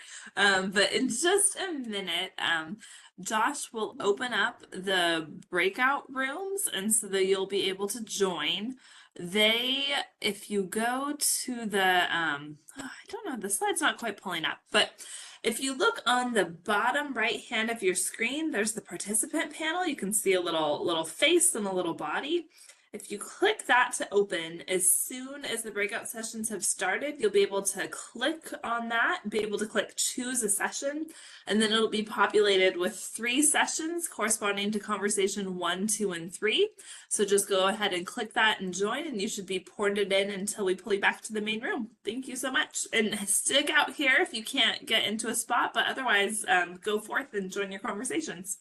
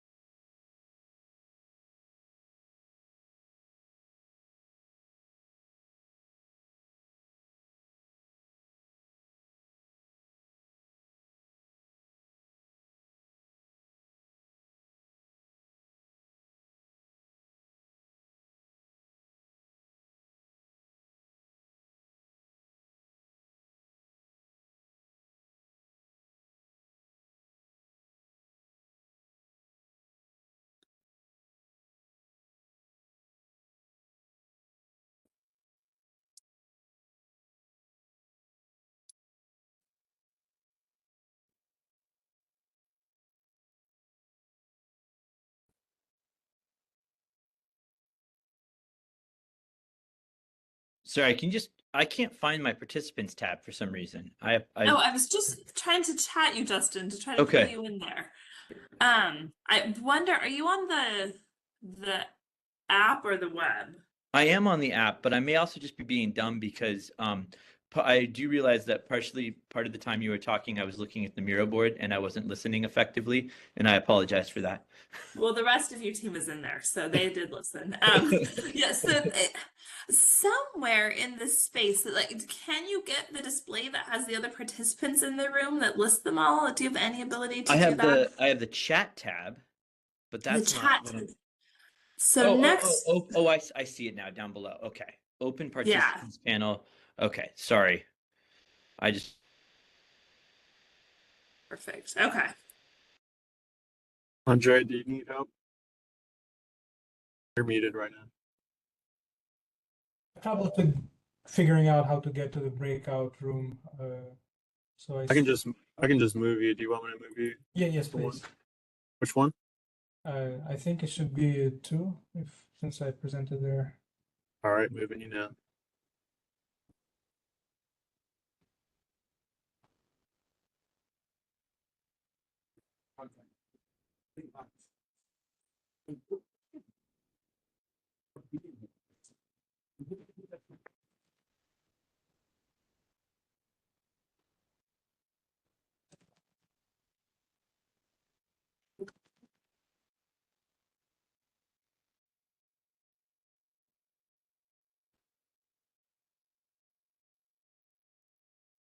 I don't know.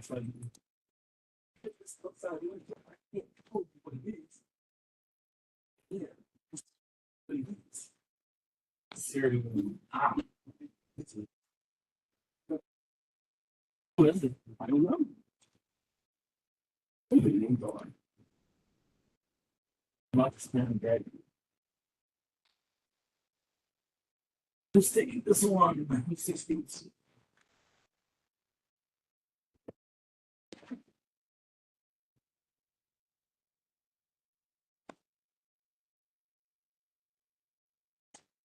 Hello.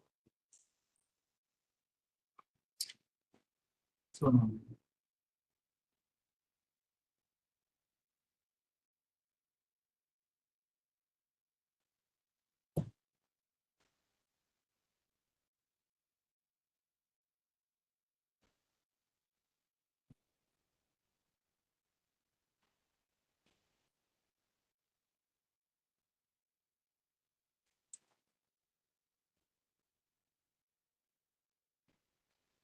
Oh no.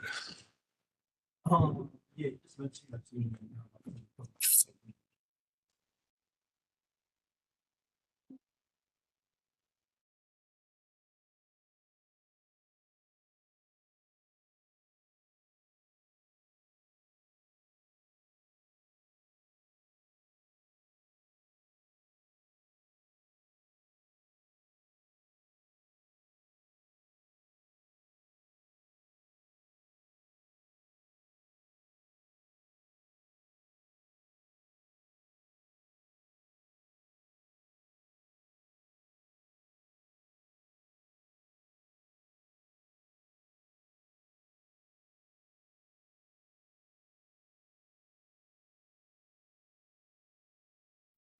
Yeah, it's Matthew Young, I believe. A lot of different requests for how it can be applied. you'd love to work with people.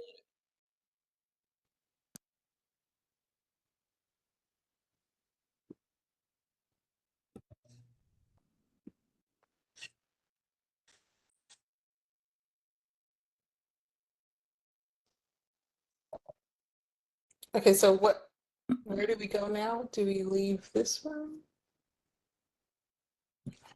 I think, Carmela, everyone was brought back to the main room, so you're just where you need to be. I have 2 windows open. Or WebEx is tricking you. I think we can hear you now in the main room, so at least that's functioning. Oh, okay. I don't see anybody else here.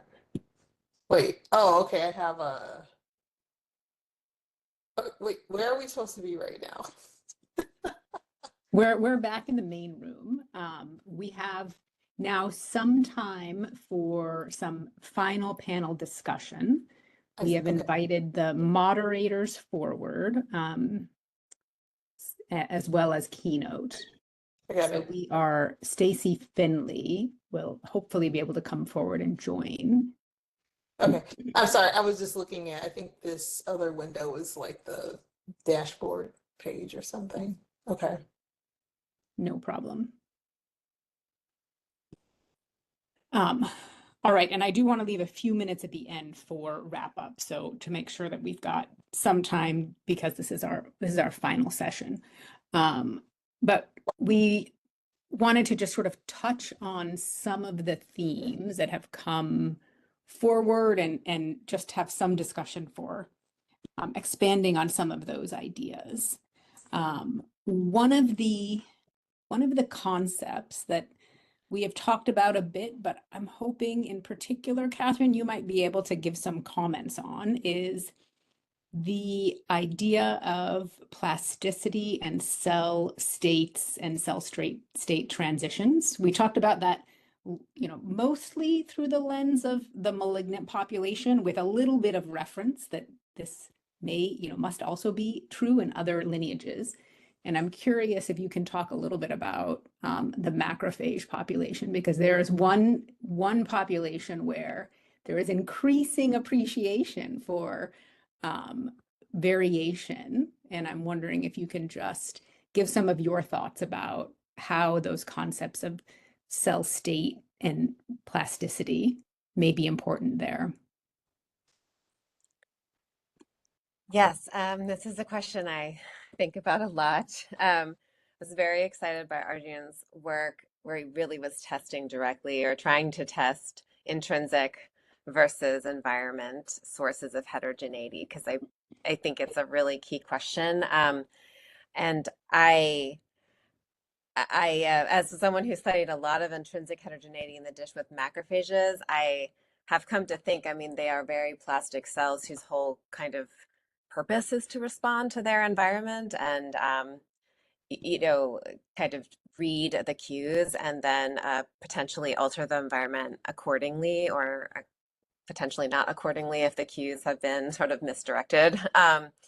So I guess I'm starting to think that without, putting them in some context, it could be a simplified context, but without really trying to vary more parameters than just the cue, we're not going to sort of understand the heterogeneity completely. And I love this idea of engineering heterogeneity into, for example, mouse tumors, to make them sort of resemble more of whatever aspect it is that we're trying to study in a human tumor. I mean, we can't have the perfect model, as Brian said, I think, or many people have said, but if there's a particular aspect of human immunosuppression mediated by macrophages that we want to study, could we engineer some of the, besides just the tumor itself, other aspects of the immune system in to study that? So that's some thoughts. Yeah. Because the idea of bidirectional communication becomes even more challenging. One thinks about that it's not just macrophage epithelial, but it's the relationships also between those different cell state populations, and they may be interacting in different ways. So unpacking that is for sure something where the computational approaches, I think, are really going to be necessary for understanding those relationships, not just the molecular relationships, but also the functional ones.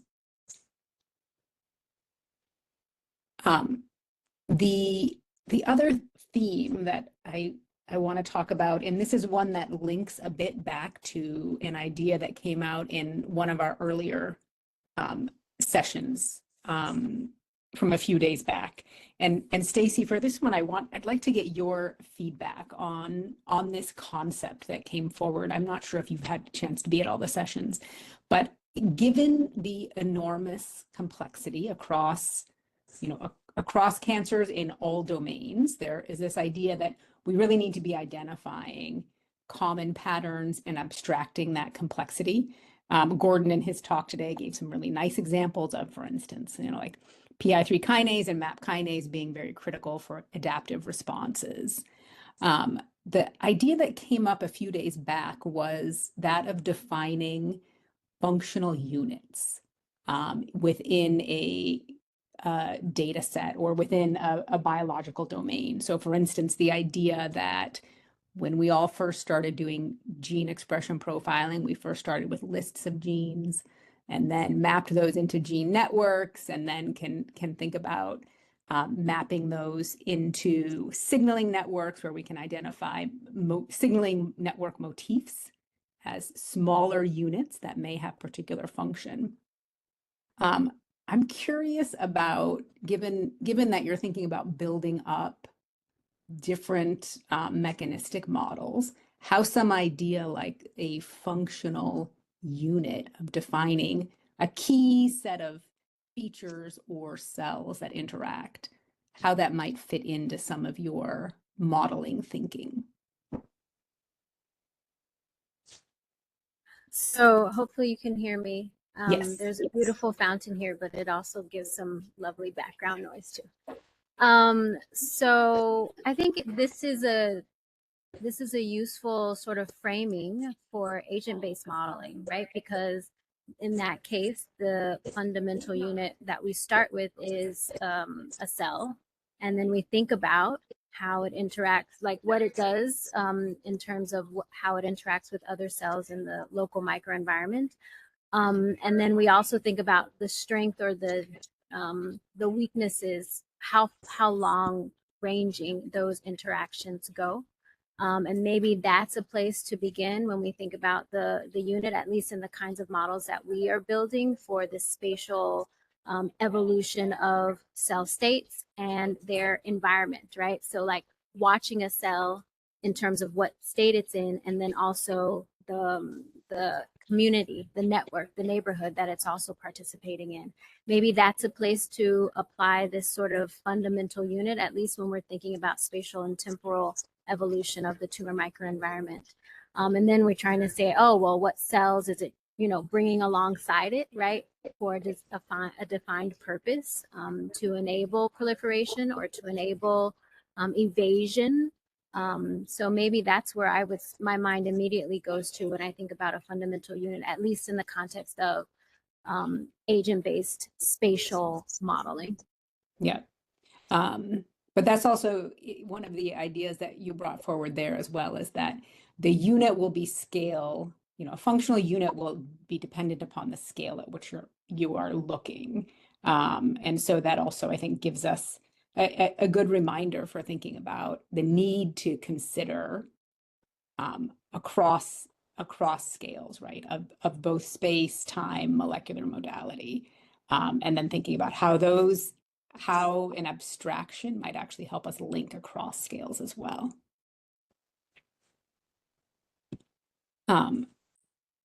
Gordon, I want to come to you to talk a little bit. We sort of touched a bit on foundation model concepts, and I'm wondering if you can give us some of your thoughts on the digital twin idea. That's taking computational model and really expanding on that. What's your thought on how close we are to developing that out, what the promises, limitations may be, and so on? Well, so let's start just briefly with foundational models. And so one of the major problems that we have today is trying to determine what is a particular cell type, cell lineage, because they are so plastic, and they're plastic across different patients, different tumors. Foundational models look at large data sets, sometimes those aren't available, but attempt to develop ways in which you can identify what a cell is or a lineage. And that's a required first step. Transfer learning then allows you to apply that to your own smaller data set. And I think those are incredibly powerful. Now we come to digital twins, which is the concept that one can establish a mathematical model with sufficient depth and granularity that it will reflect the patient in front of you. That requires foundational models, requires transfer learning. However, I don't think we yet have the granularity of the information across mutational effects and state effects to really make that digital twin concept apply to each patient that we see in the clinic.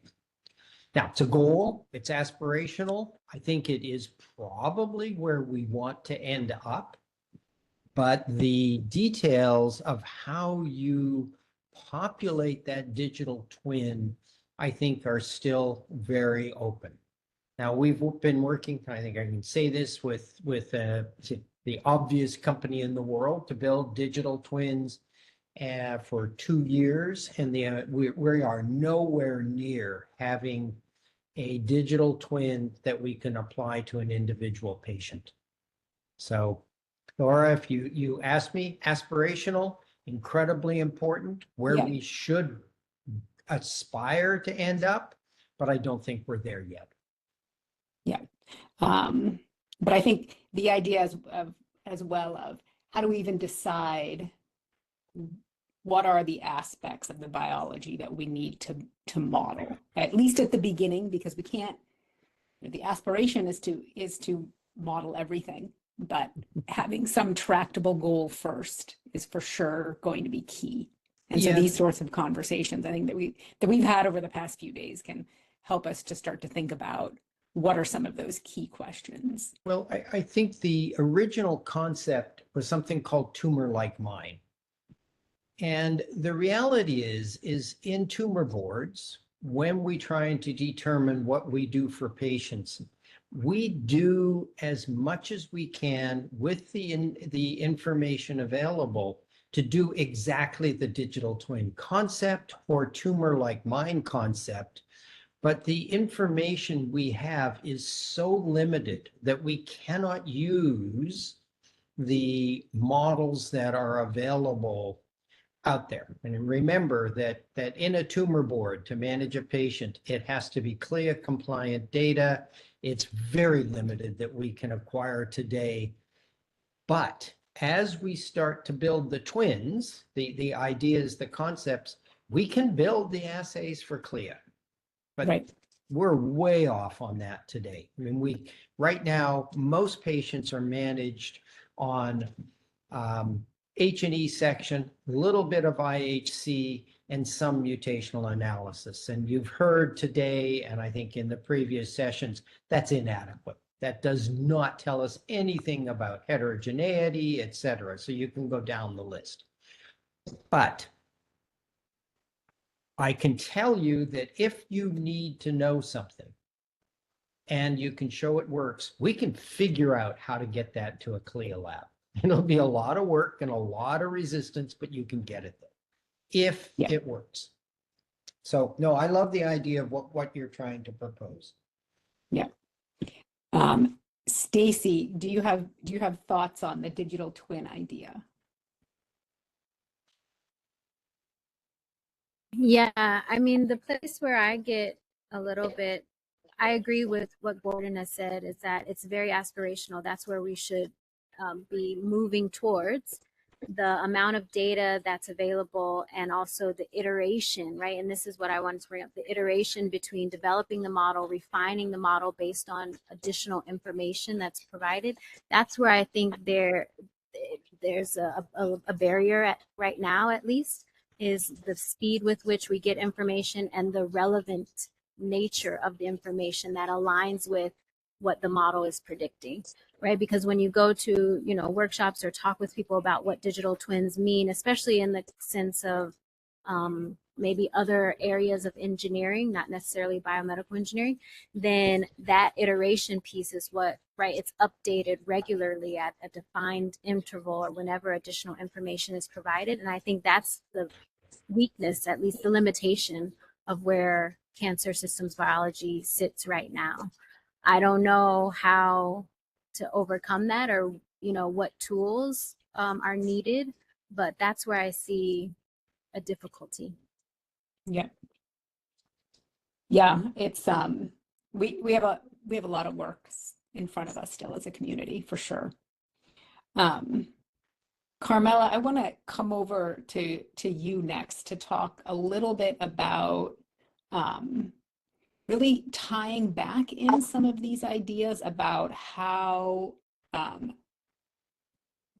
developmental biology may help us inform cancer biology, and in particular, thinking about that through an epigenetic lens, as you have been thinking in some of your research. And if you can just tell us some of your thoughts on how the role of epigenetic changes may be key in thinking about disease progression and plasticity. Right. So I guess I'll respond to that with some ideas that I've been, sorry, there's a gnat in here. So you see me clapping, it's me trying to kill the gnat. So most recently, right? So this is an idea that I've literally only really started thinking about intensely over the past maybe month or so after seeing some other talks from a conference. The way that we kind of classically look at chromatin, we've got this really bad habit of ignoring dynamics, and that habit might just simply be a function of the tools that we have and the way that we collect data and process data. So in terms of, in the context of cell development, right, there's this, the model, the cancer stem cell theory and everything, and how you kind of have this similarity between the pluripotent state and the cancerous, the M state, the mesenchymal state of cancer versus the epithelial on the cancer side, and the differentiated, the healthy differentiated state in normal cell development. And so those two, at the molecular level, when you start to look at levels and distribution of chromatin proteins, especially proteins from the polycomb family, they seem to track, right? Those two, the differences track with each other on the regular cell development track and the sort of cancer switching between, E and M states. So given that, going back to my statement about, okay, are we actually kind of really looking at chromatin the right way? One thing that I've been thinking a lot about recently is that what we've observed so far is that there is this really we have a really good map of the specific proteins within families of chromatin proteins. And if you take a cell at one specific state, you can actually map exactly what stretch of DNA it's on. We'll take in a snapshot in time. But one thing that keeps puzzling people is, why the heck do cells have all of this redundancy with these chromatin proteins, right? There's a CBX subgroup where there's CBX 2, 4, 6, 7, and 8, right? You have all of those. And then when you map them, that you just don't have a very clear picture. And I'm not convinced that there is a very strong correlation between mapping the location of all those different orthologs versus whether you're more or less cancerous. Anyway, all that to say is that the one concept that I've been thinking about a lot is, should we be paying more attention to the stability of chromatin, right? So certain, I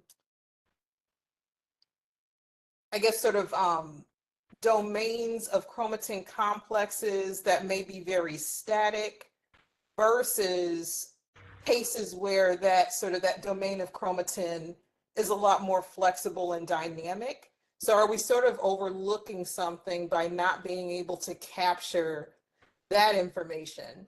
And then so I think this ties directly into the idea of heterogeneity, right? So when you're given a certain cell population, the speed at which, these different chromatin domains are either falling apart or recondensing could then give rise to just a really sort of a heterogeneous, profile, right, of cell types within a population of cells, versus cells that collectively tend to have more static chromatin.